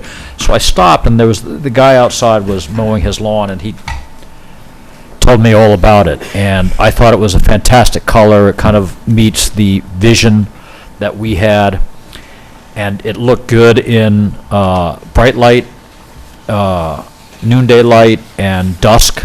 It kind of changes its values a little bit. It's not very strong and overpowering, but it's a very elegant green, and that's why I liked it. So that's the green, not the what's shown on that picture. And I told them what it was. I don't know why they can't get it right. For the other siding, the board and batten, we were going to use not a bright white, but an off-white, and this is this is Arctic white, which sounds that's pretty white. And that would be the board and batten. And then for the lap siding, we were going to use a more neutral color. You know, throw a dart, kind of a, I need enough tonal separation just to set off from the white, but that will not be a showcase color. The green and white will. So Chris, if we're looking at this picture right now, if I go from the right to the left, are those three separate colors, or is the far right? No. Yeah. Yes. That's yes. something Yes. that- Yes. Yes. that's- Yes. That's a color, then you have the sage green. So we have and then green- you have the white that you just showed Correct. us. Correct. Okay, so the one on the end is supposed to be more neutral, not white, not, Can you blow that up, because I'm not sure what is that siding? Because we have one more, which is actually we're breaking White for brick? texture, which is brick, and I think that's brick. Yes. So we like the textural, right? It reflects light differently when you have a brick surface than siding, so it creates a very subtle shift in texture. Yep. Not necessarily in color. We don't want to do that white. That's just a little too farmhouse, so we're going to probably tone that down and lean that to match the neutral color of our planking, Okay. if that makes sense. and also one of the, I was reviewing this with someone, and as we're looking at this, we're also looking at the top, looking from the top down, and realizing that actually these walls are doing this. So when we look at where the water table is for the stone, that's on a part that's closer to you if you're standing there, and that the part in the back that doesn't have the water table is like 40 feet back. That this is not a flat wall. No. Okay, I don't know if anybody else noticed that. It is the back wall that we're looking at right now. But all of the walls are Yeah. not flat. That's where you're getting They shadows. all go back in anywhere from 10 feet to 40 feet. There's a lot of movement. So I like to break long throw distances with bump outs and changes in color and texture. And that's what our zoning asks you to do. It creates a visual interest, and it breaks the monotony, and it really lends a much more residential and, I think, attractive curb appeal. But yes, that is dimensional. Are they P-TAC units underneath the windows? P-TAC units, AC units? Yeah, we keep seeing these little I think squares they're- under the Are windows. those wall-hung Mitsubishi units? That is our current solution. Yeah. I hate P-TACs. I hate them. That's what I was wondering. And as the architect will tell you, every meeting, I keep looking for a breakthrough technology, and so far we haven't. Is that like a mini split? Yeah, It's that's not, what it's a It's not a mini self-contained split. heating, air conditioning. Okay. We have them here in some of the old like offices. Like Okay. there's Okay. the lunchroom over here, those are, P-TAC units. Okay. Yeah, I don't. But Don, those don't require their own condensers? No. So my next best thing is on the interior, we're trying to find an attractive P-TAC cover, and we can shop for one on the exterior as well. If you want to raise a bone on this, I'm not going to get in the way. I have the same bone to pick about P-TACs. No, understood, and I'm sure you'll get feedback. We also do know that landscaping can help. Yes. On the outside, Yes. not so much on the inside. I mean, there are advantages for the resident in having individual P-TACs. They have, Sure. I think they have a little bit Sure. more thermal range than mini splits, but as a general rule, yeah, Okay. not my favorite. So which one of these is the ones facing the road? Which road? All the way You down. have to go out. St. That one. Andrews. No, That's the one that north is going elevation. to face the parking lot, which Now, is which one's parallel to the facing St. road. Andrews? That one. So it'd be the north. The one on the bottom? Mm-hmm. Okay, right, because it's shorter, it's a shorter end Yes. near St. Andrews and because we're entering But the from front, the east. the front door is actually on the east elevation. But as they're coming down from 9, they will see the diagonal, which will be the front as well. Right. Other way, towards 9. It's only if they're coming up from, I'm sorry, the other 9, you know. 9G, from 9G, yes. Yes. We have lots of 9s around Yes. here. You gotta- If we're on the CIA 9, they will, They would see the other long, The other one. yeah. The west, Yeah. the west elevation. Okay, Bottom one is the north elevation. yes. Yes. That's the one facing St. Andrews, the one on the bottom. correct. Yes. Yeah, I can see that. Okay. So those are the two primary views, Yeah. except coming in off CIA 9. Chris and Chris, one of the questions that you did not, is we asked to tie this into the Belfield design guidelines. And so hopefully you were looking at that when you picked Yes. some of these materials and, okay. We're good. Yeah, we'll have to include that when we update the sign manual. Sign manual? Sign manual? We're talking about for the architecture, that there should be an explanation given of how this ties into the overall design manual. Okay, but I guess I was referring to the monument design. No, we weren't talking about the signage. That's going to be bright, that's going to be bright neon. So maybe a narrative that just.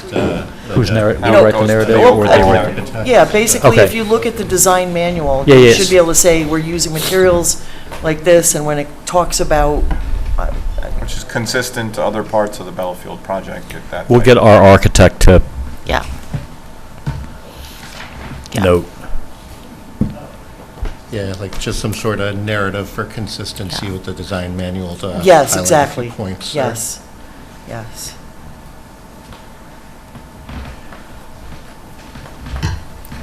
Any other comments?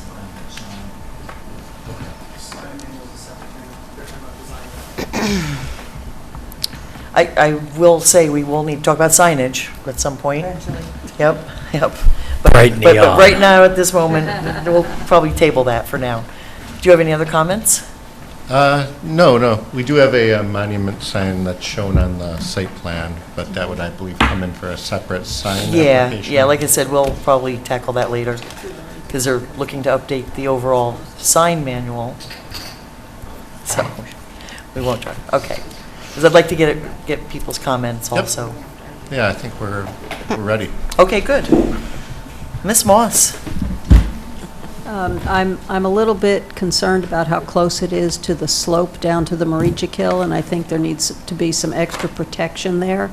so that soil doesn't fall over the edge, or that litter doesn't blow down into the Maricha area. So I just want to be cautious about where the edge of that slope is, and to be able to maintain it. That's all. We don't want to see anything going down the slope. Like 20 feet down the slope. It's easy to have somebody push dirt too far. You're talking about during construction? Yeah. Yeah. I mean, given the steepness of the slope, maybe we could look at a way to reinforce the silt fence or provide a second row or something. Just because, yeah, if you push something down the hill, it could just run a single silt fence over. I get that. We actually thought about putting up like some netting, maybe about 20 feet down slope, but that was a people catch, not a soil catch. Right. You're gonna, It's a steep slope. from the time you start constructing, all the way through the lifetime of the project, you're We probably gonna call have it to. B netting, Do you? like A and B and C netting. Okay. But we were talking about putting some B netting up. Okay. Anything else, Tad? Not now, thanks. Okay. Ms. Franson? So you do have our comment memo. Just real quick, there's a note that talks about having to potentially conduct acoustic surveys, and you, if directed by DEC, does that have to be done? Have you consulted, or is that a note that should be removed? I'll need to see, that might have been a carryover note that we've been using, but that sounds like a general note that if you wanted to clear outside the clearing window, you would need to go through that protocol.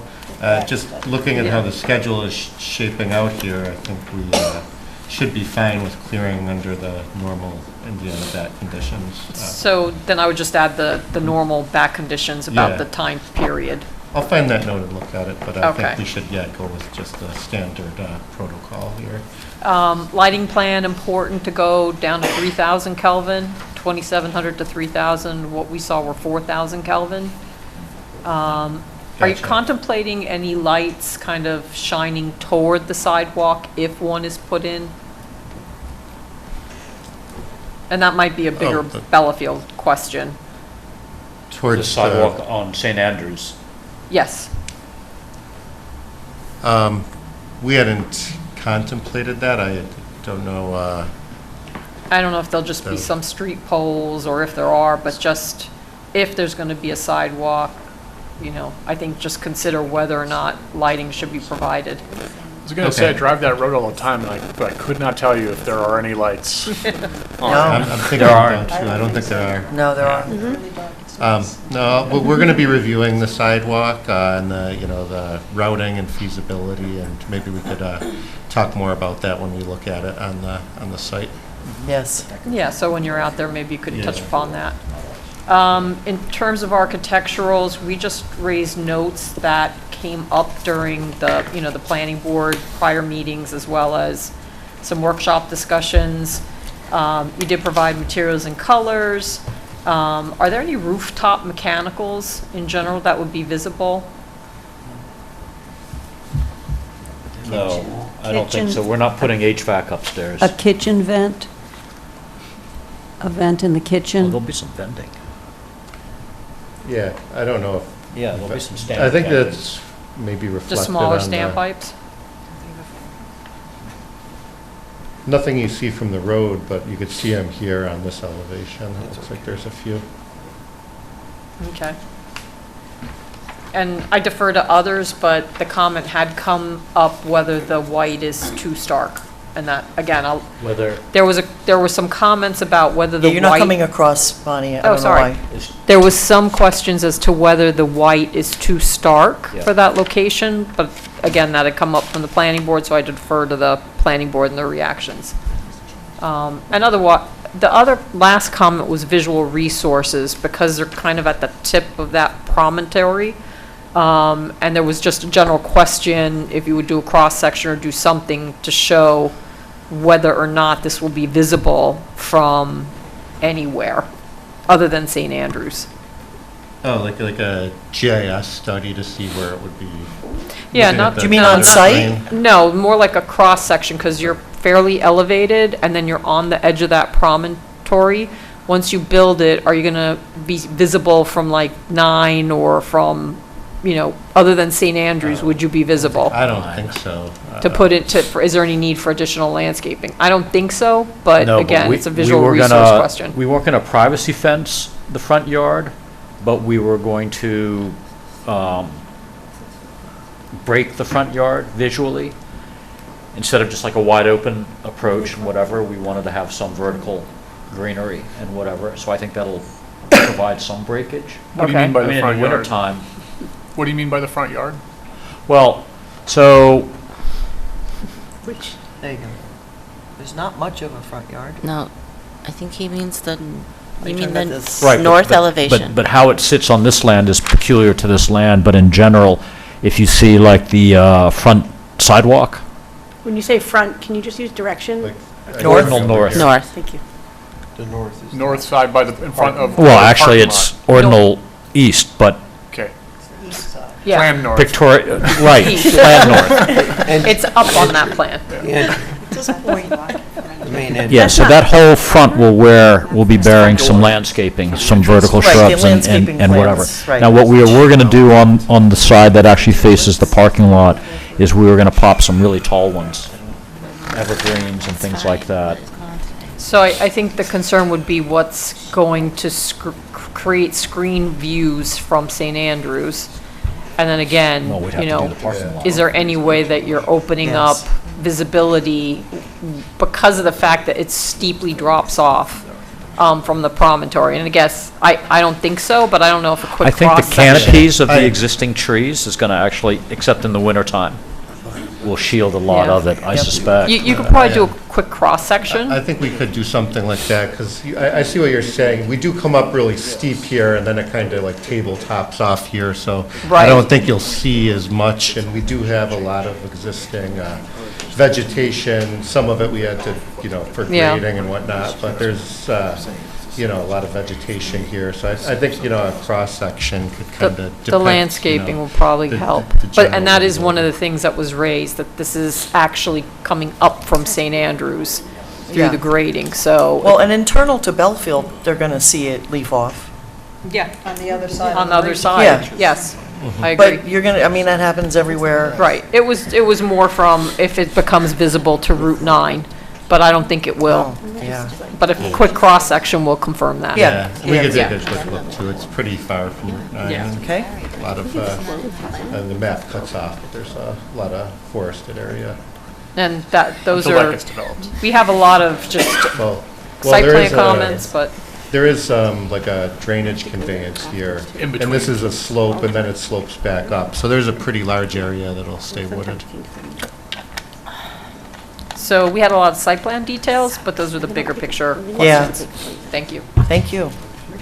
Mr. Sotero, I don't really have anything, additional? Chris had talked about some of the things in our letter, and,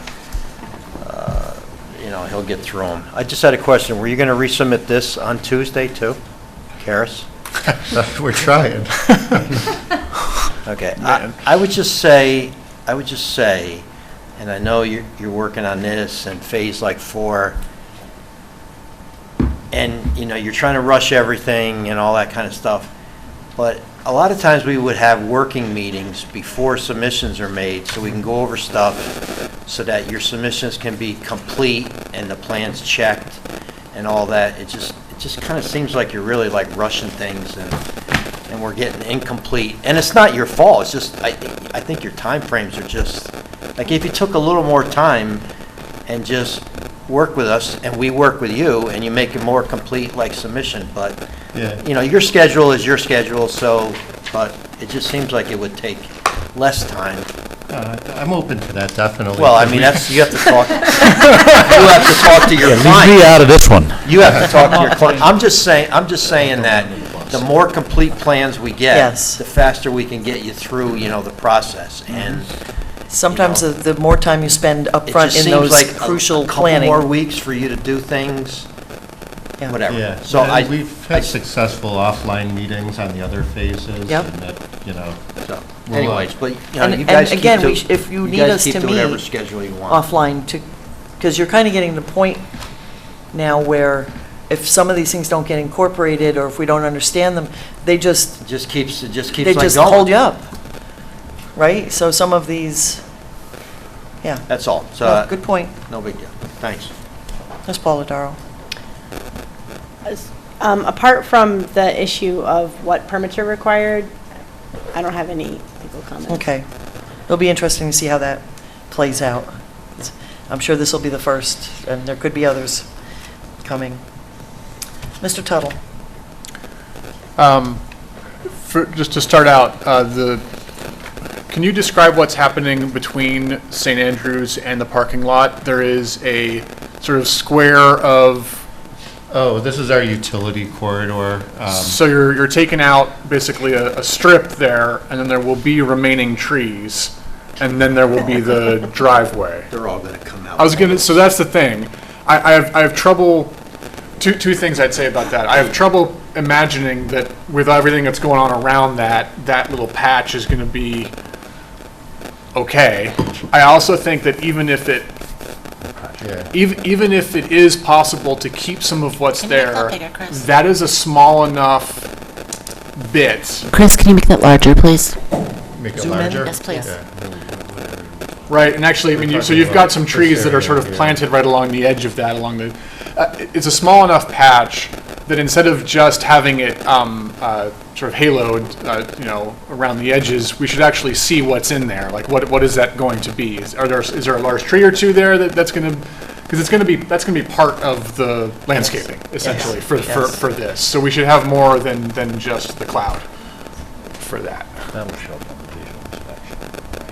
Yeah. Does that make sense? There's going to be stuff that they're going to want to remove, probably, and there's going to be stuff that should easily remain. I think, so maybe we could, if we wanted to like do some selective clearing in these areas, and then, you really don't want to put anything on top of your water and sewer. You don't, but it could, the way it's presented could look a little funny where you have this sort of just a strip and then some sort of wide wilderness patch that's only a few feet wide and then a driveway. So it just, I feel like we should go to the next level with the landscaping through there and show what it's actually going to be. It's certainly pretty steep up here too. So I think when we do the site inspection, we could take a closer look at what we have in here. Maybe there is a little bit of cleaning up. We could do it here. And where are the utilities going? They go right through there. You could show it on what we were just looking at. Okay, I'll do that. I was going to go to the utility plan. It's got all these annoying profiles in between. The utilities come right through here, right here. There's water okay, and so sewer. they go in, they're not going along St. Andrews, The sewer will go up St. Andrews and down St. Andrews. Oh, okay, so there is going to be... The water's on the other side. And that's coming across.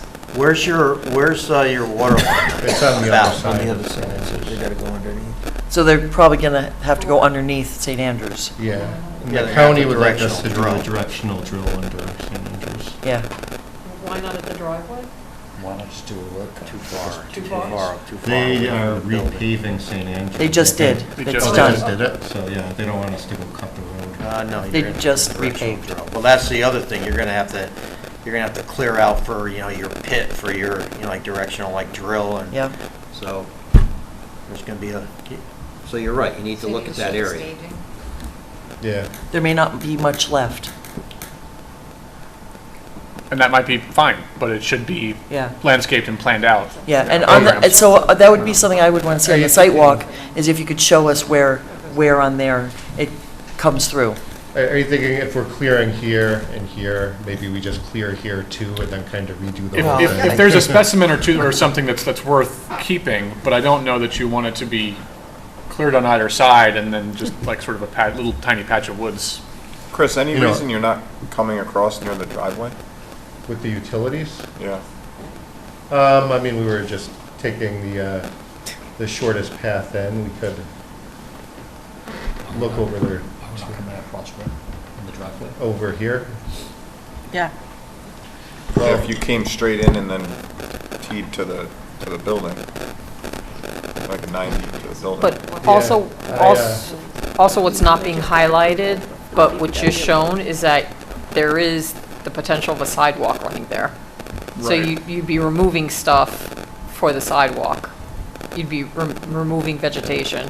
If you look on other plans, you show, I'm pretty sure you show a sidewalk going under the building. On St. You see the Andrews? little ramps right here, right now it is shown on the front edge, it's just under the force main and not highlighted on this plan. If I go back to the site plan, we were showing it, but that whole routing is a little bit in the air, where we're gonna put that sidewalk, so. You know what I'm thinking? Why don't we, if we're gonna be flagging the curb cuts, why don't we flag this Yes, utility Yeah, corridor? so you can look at it when you're Too, there. so then we can see everything with perspective. There is, a pump station over here too, so that might be part of the reason I didn't put it in the driveway. Since this is gonna be a big force main on St. Andrews Road, there will need to be a structure at the connection Yep. point where we tie it into, so, not that we couldn't. And I put was going that to say, in if the anybody wants to driveway, see but- what one of those looks like, at the end of St. Andrews, there's one of those that they had to put in for the SPCA when they went underneath the Route 9G. So there's one of those, whatever you call them, those pits.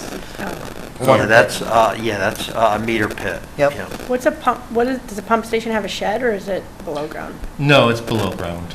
But it has It'll have like a little stanchion. It has little Ventilation. pipes and stuff above it. Yeah, vents and things like that. They have it on FDR or something. Okay, my only other major comment is I'm still struggling with the north facade of the building. I frankly, I like the colors, I like the clerestory windows, there's a lot that I actually like north. about this building.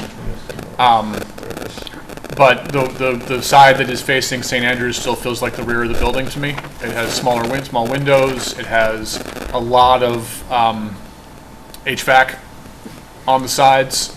The roof slopes down towards the ground throughout.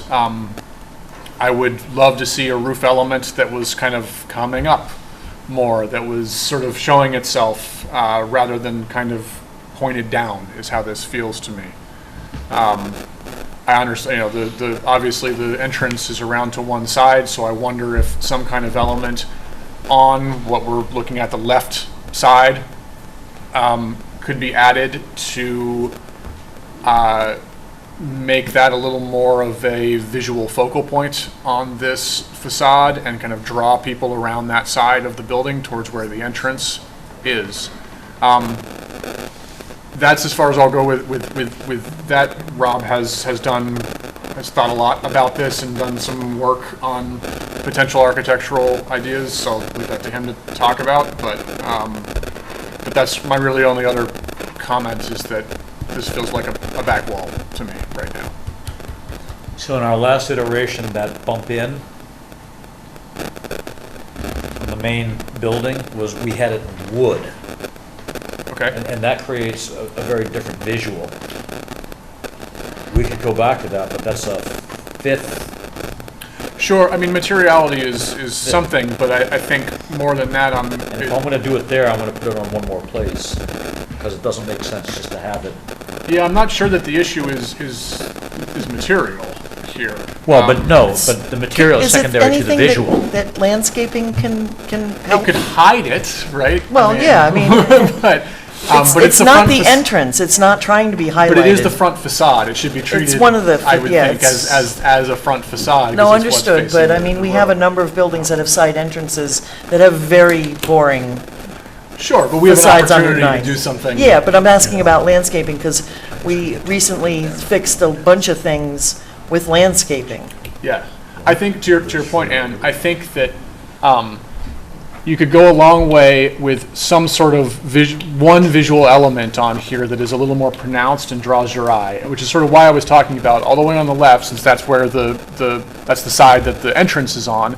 If you were to bring that roof up and have some kind of something more visually striking happening on that wall, then the remainder of it you could probably do with landscaping, and it would give you some sort of visual point and make this facade a lot more interesting to look at. Well, I'd rather just, I mean, the easiest way to do it would be cosmetically.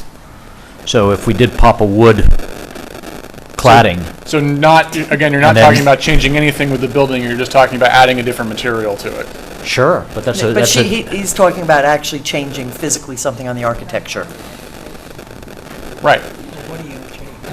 I mean, you'll see the rest of the building, you won't be looking at it too often from straight on at this angle. And I think when we cut a cross-section, it'll demonstrate a bit too that the topography comes way up. So you're not going to see this view from many spaces other than, maybe if you're in the stormwater basin. Yeah, if you provided like a perspective rendering or something, then maybe that you could sway me, but it just, this is, yeah, I mean, I've said it looks like a rear wall to me, while the other walls all look more interesting. So Chris, are you saying it won't be visible from St. Andrews? Well, not very visible. There's the trees and, let me get back. If you look at the grading plan, there's like, Does it go up there's a 10 lot of- feet, 12 feet? 10 feet or so of grade change. Yeah. The trees, it's cutting down. You can see how many contours there are here. I think you see it as you're coming up from It's the also, what's the setback from the road to the buildings? What? 150 feet. And Yeah. it's, if the building's at 173, the road's down here at 166 or lower. That's 13 feet, and it's 150 feet away.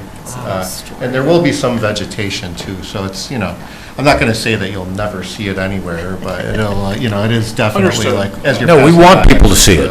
Right, We want to be right, seen. Like to your point, we want to build buildings that are good, that we want Yeah. people to see. Yeah, absolutely.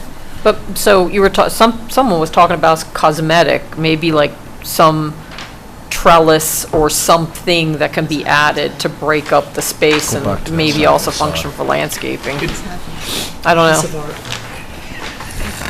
I think the thing I'm struggling with the most probably is the roof line, that it is all sort of this, sort of headed down towards the ground, and something that could elevate it, some sort of visual feature that draws your eye more, would add to its appeal. So, I mean, I will leave it there because I'm just one member of the board. And I Well, don't know. from wherever people are coming from, they're going to have to go in the driveway. And from that driveway, they will have approximately a 45-degree You will certainly split see the main between the front entrance. and this one. That should provide, I think, a significant amount of invitation to somebody. There's complexity in the facade plan, there's texture to it, there's color. But, I mean, Bonnie's idea about, if we can do this cosmetically instead of structurally, it's a very different. It's obviously easier, right, to do it that Sure, way. but we're also down the road structurally.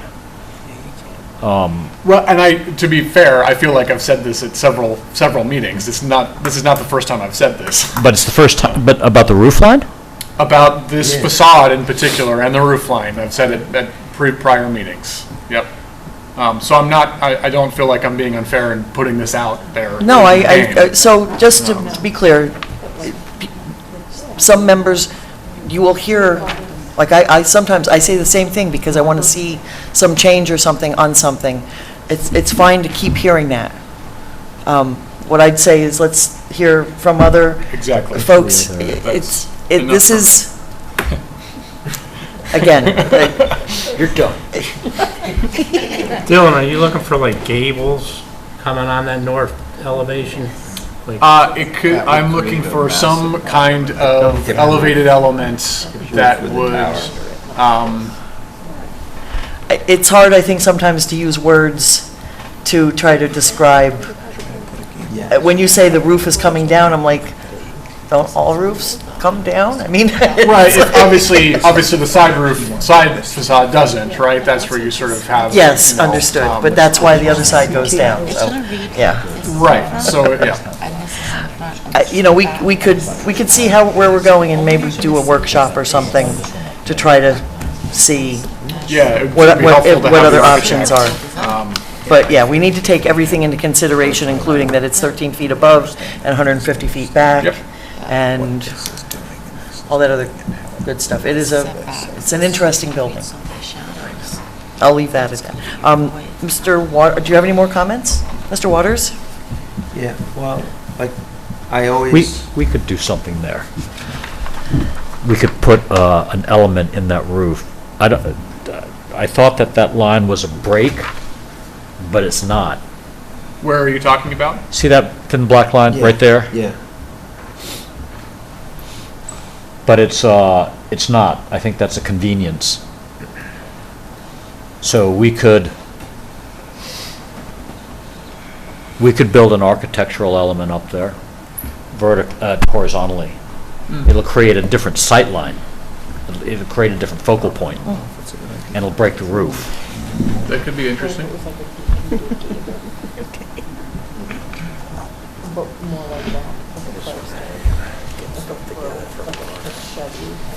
Put a couple of.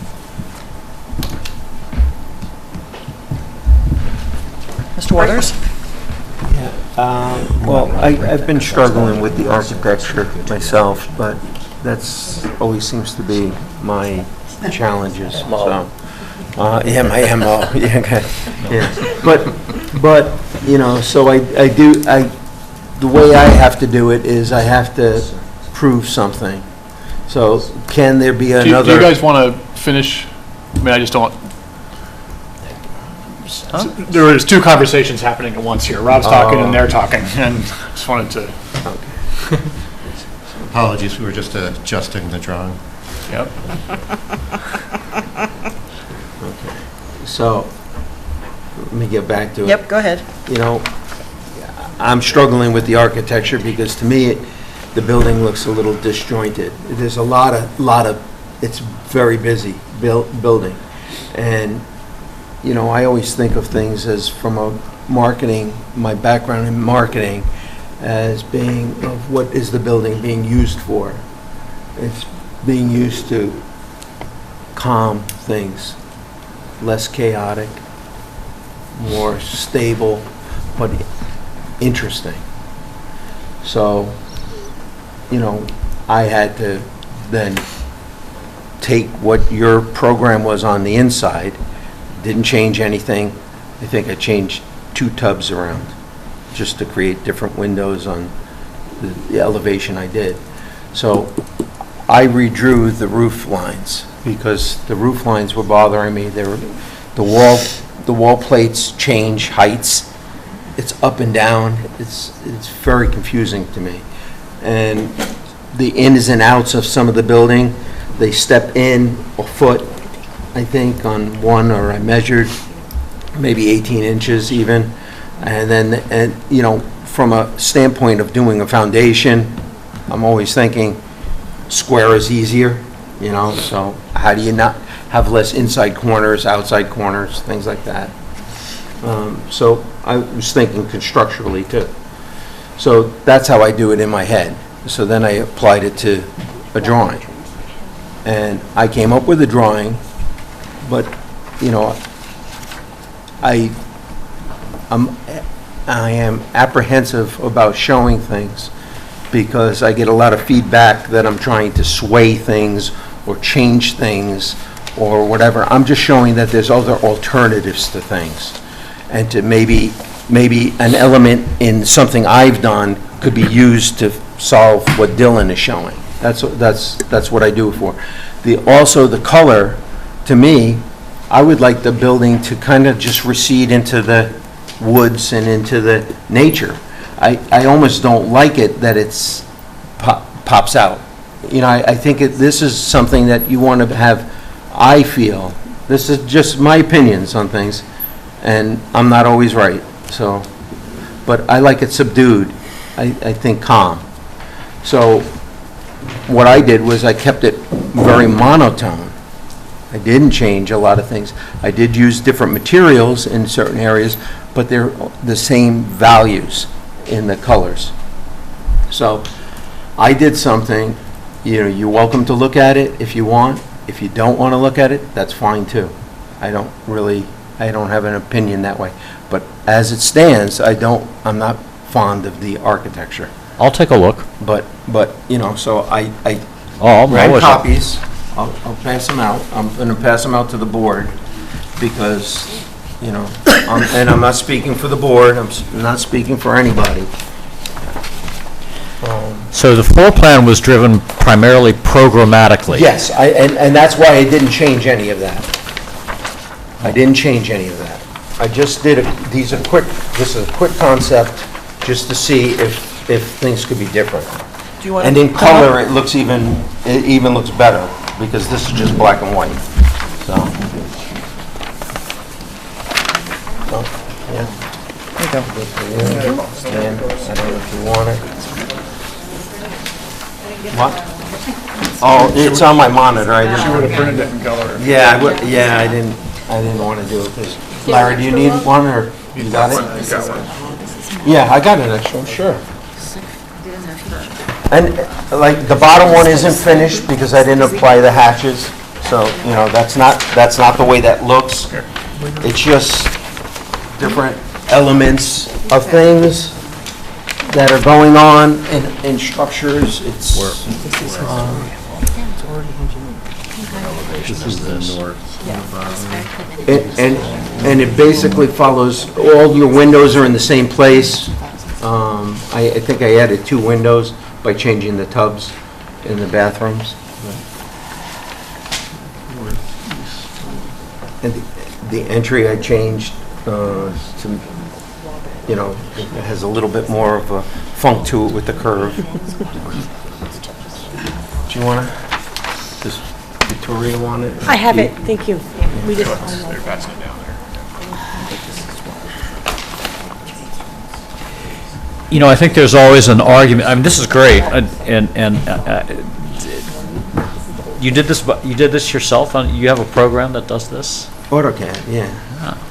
Yeah, I mean, that's what I do. But I didn't do it, like I said, I'm not doing it, I did it for myself because I just wanted to see if there was a way to make this, to suppress that, the height, make it extended, but then do little elevation things. It has an actual flat roof on the inside, with you know, that main entry that you have? When you come into the main entry and you go into the great room, that's basically has skylights in it that lights that whole area. And those towers, those towers that you see, those light the halls. So you're not walking down a dark corridor. It's So, our design objective was to be as residential as possible. And by trying to be as residential as possible, we tried to avoid long monolithic throws, distances. And that's why with the floor plan being the way it is, remember we have an internal courtyard, and that anchors kind of the whole centrality of the common areas.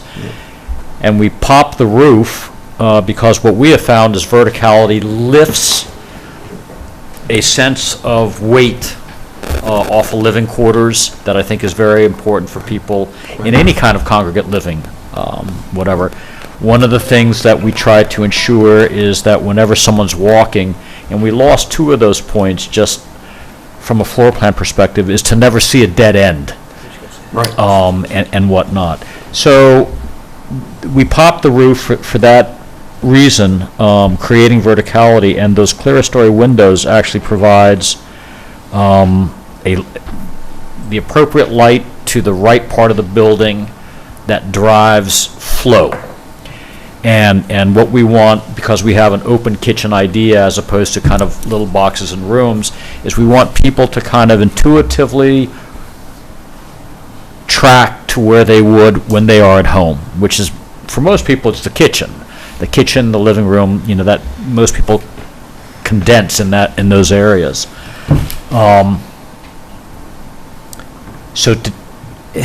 Those were the design principles that drove this as it relates to how we broke up the distances, which is partly driven by the architecture. One thing to note in our floor plan is that we don't have like 3 hallways that are symmetrical and we differentiate with different colors, which is one of the first things I did like 30 years ago in the Midwest.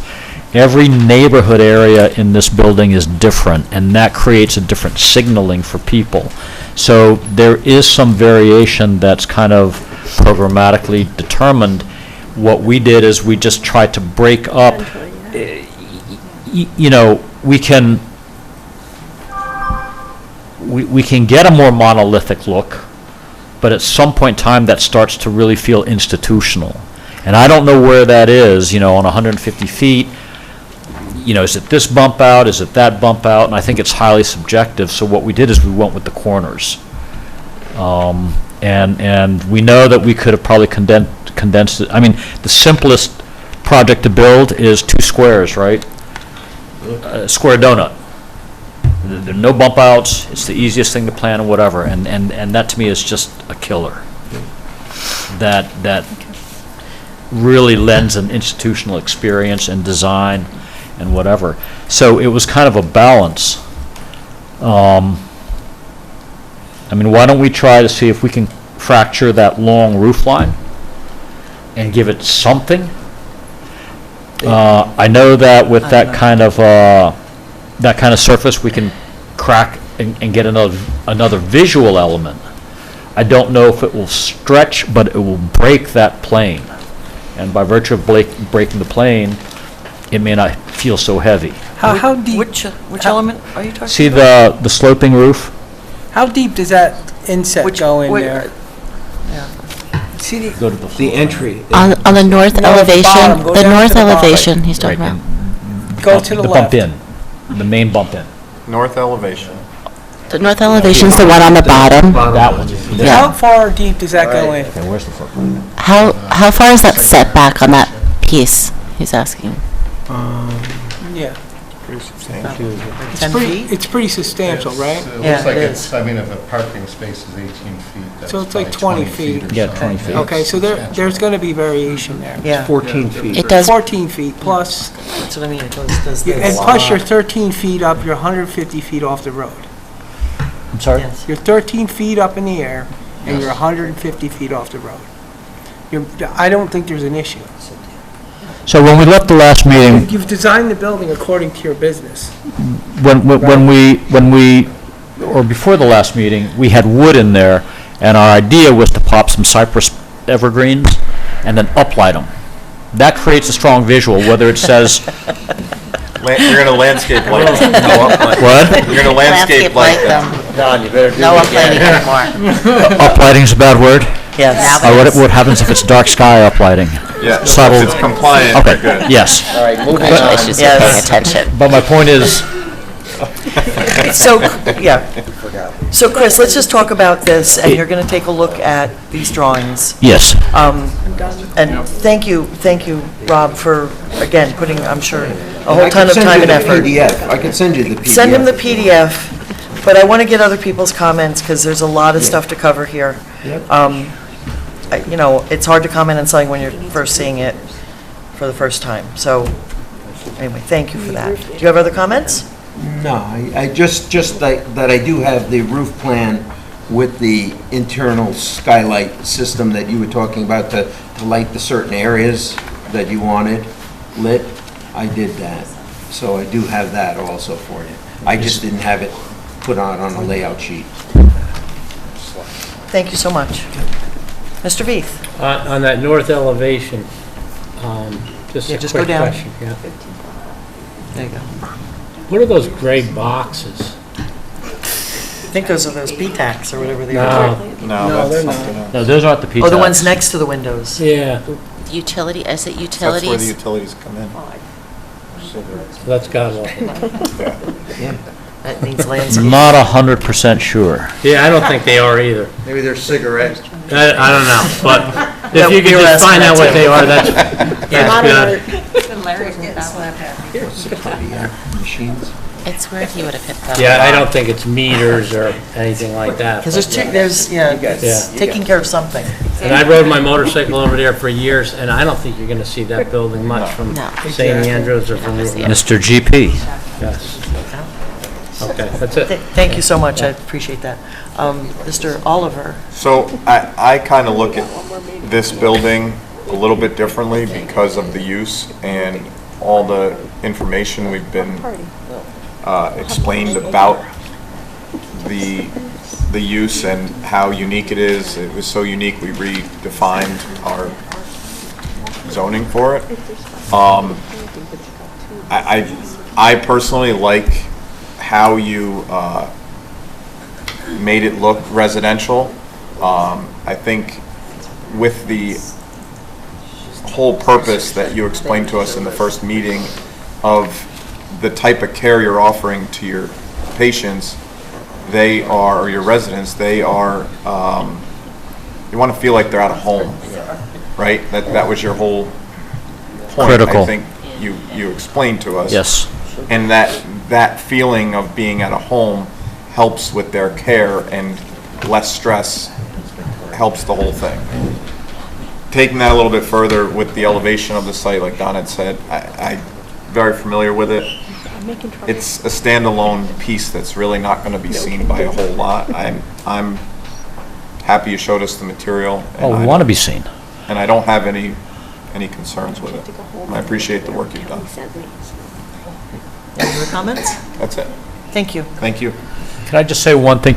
This facade actually is a little bit more mono impact than this drawing shows. For example, if you were to render the brick in white and you have white board and batten, it's almost a very subtle difference. 90% of people, 90% of the time, it'll present as a monolithic facade. It's only when you get closer that you realize there's a difference in texture, right? So it's more coherent and less disruptive than I think an hard illustration shows, because we're differentiating between the brick. I mean, we could extend the stone skirt.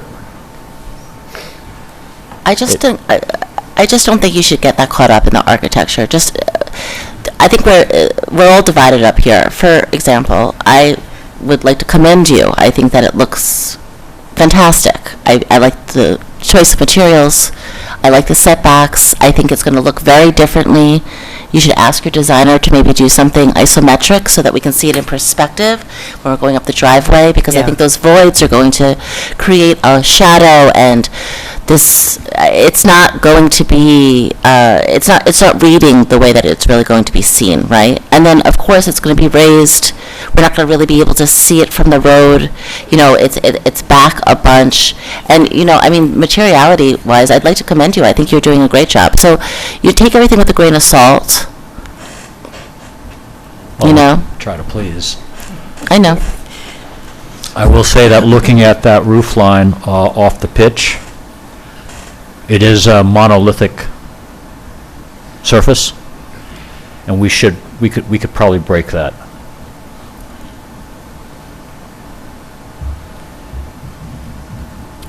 Any other comments, Ms. Lee? I mean, no, that's fine. Thank you very much. Thank Mr. you. Guercio? I know you've already spoken, but go ahead. I'm just going to say is I think you have a lot of, I think I see here two different things. I hear there's a lot of action going on with the design of the building, and then I hear it's monolithic. To me, it sounds contradictory. I wouldn't do anything. I said the building was designed for your business, okay? And it looks great, it's going to be unique.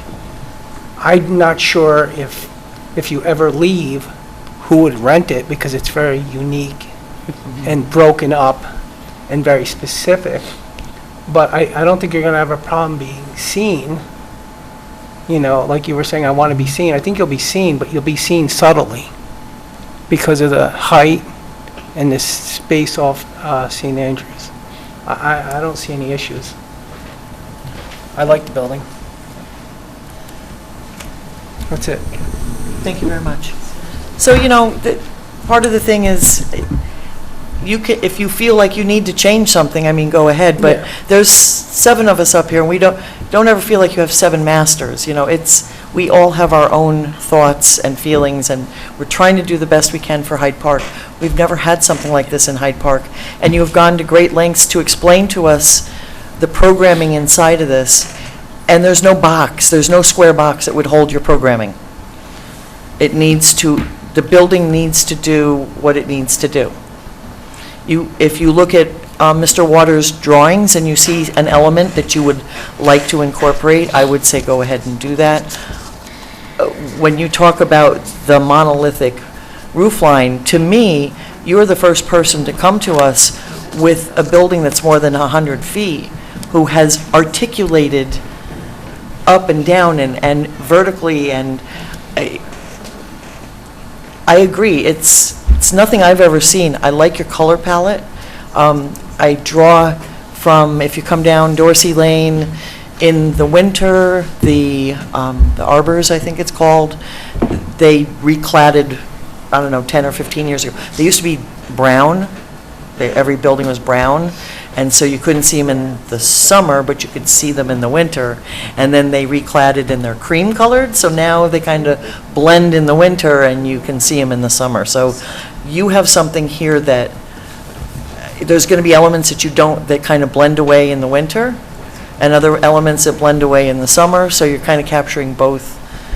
We're New York, we have summer and winter. You can't pick a color and blend in. Nothing uplighting won't fix. But I appreciate all of the work that you've done. I would say take everybody's comments with a grain of salt. We're all trying to help make a much better Hyde Park and a successful project for you. But you are so unique in what you're trying to do that, again, it doesn't fit into anything we've ever seen before. So, Chris, you know what I mean, right? Well, this is a new model in senior care. Exactly. So, like I said, Rob has done a lot of work, and, some of us like some of the elements, or I don't know, I mean, we've just seen it, so we're not asking you to change everything. But if you do see some elements, but I love Miss Lee's point.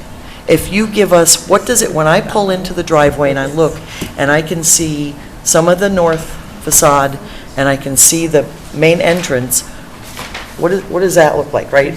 That corner, because all of a sudden I'm thinking that's not such a bad corner anymore. Because on the east side, it's bumped out a little bit. So I think that would go far, as just to see what that view looks like. But you're 150 feet back, you're up 13 feet. Make it work for you. And it's not really a public use. It's not a public space. It's not, other than, the public who are going to be using it. But, anyway. Our standard was very simple. When you drive up to this building, you're going to want to go in. Yeah. Whether you have memory care issues or not, you see a building. It looks interesting. That has a strong sense of invitation. Sure. And that's what we wanted to Sure. get. So take what we've said. I don't think anybody's telling you to go back and redo everything.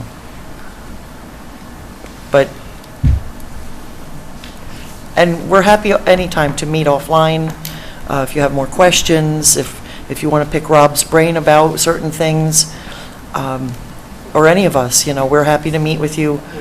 But again, I've heard 7 different ideas and opinions, so. Are we good? Yeah. Okay. Okay. All right? Okay. Excellent. Thank you so much. Thank you. All right, let's go for our last item. Gee, it's Belfield again.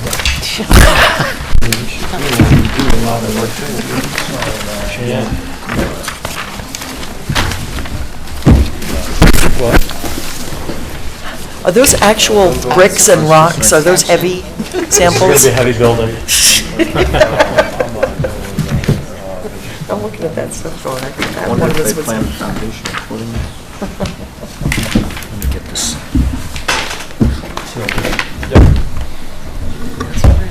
And is that the brick you're not going to use now, the red brick?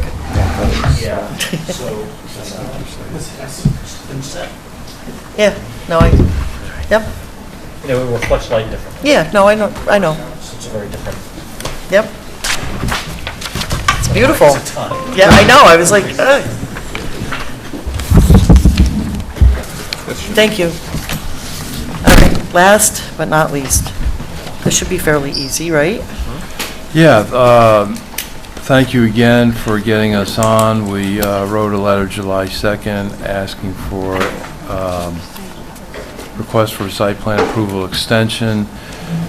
December 17th, 2025, we got a conditional site plan approval. We had 39 comments. All the comments are done, except for getting the SWIP approved. Yep. So we're we just got closing the DOH and the Water Authority, so those letters have been sent out. I have the plans approved in my car. You said you have DOH and? The Water Authority. Thank you. Yep, so those were, you can't get DOH without getting a sign off from the Water Authority. Right. So we're all set, we're there, we're one comment. As soon as Pete, where's Pete? Where's Pete? He left. Pete's been very helpful, Pete and Rich. Deal, with Rich. Yep, so as soon as Rich signs off on it, we will plot the plans, send them up to Cynthia for a page turn. So that's the one, that's the last piece? Last one. Okay. Last That is not what we need to meet for the week of the 27th? Okay, Correct. yep. Okay. And And then, once you do the page turn, we'll give you a comment letter, and any questions, let us know, but you should be all set. Okay. When do you think we'll be doing a page turn? As soon as Rich signs off Okay, on it, right. I'm gonna plot the set. Okay. We'll make a party out of it. Yes, yes. Okay. And then we're asking for 90 days, but we'll need 9 days. Because he's gonna sign off on it, we'll send it up to you. You might as well just ask for it. Yeah. Yep. All right, so we do have a resolution tonight prepared, Yep. granting two. Yeah, we 90 days. reviewed it, and it Okay. looks good to us. I'm just going to ask, any comments over here? Yeah, thank you. Tad, any comments? That's all right. Any comments on the extension? No, no comments. Ms. Franson? No. Mr. Sotero? Where's your computer? Ms. Polidoro? I just want to note for the board, it's a retroactive extension, so. Correct. They're already in the period. Yep. We got the letter requesting it, so that's what we're asking for. Mr. Yeah, Tuttle, it's fine. anything? No comments. Mr. Waters? No comments. Mr. V? Nope. Mr. Oliver? No comment. Ms. Lee? No comments. Mr. No Mr. comments. Guercio? Okay. Mr. Tuttle? Resolution granting 290-day extensions to meet conditions of site plan approval. Belfield Phase 2B, Sterling Apartments Site Plan, Lot 8, Resolution 2025-54D. Whereas, now therefore be it resolved that pursuant to Section 108-9.3E4C of the Town Code, the Planning Board hereby grants the applicant 290-day extensions of time to satisfy the conditions of site plan approval to be applied retroactively to extend the time to meet the conditions of approval to December 17th, 2026. Second. Any discussion? All in favor, please say aye. Aye. Any nays or abstentions? Motion carries unanimously. Great, There terrific. you go. Thank you very much, Thank everybody. you. Yep. Appreciate it. And we'll get that meeting set up, and we'll start working on the site plan, site visit. Wait. Someone's like, Oh, can I get a motion to adjourn? So moved. Second. All in favor, please say aye. Aye. Thank you, everybody. It was a long one. We thought it would.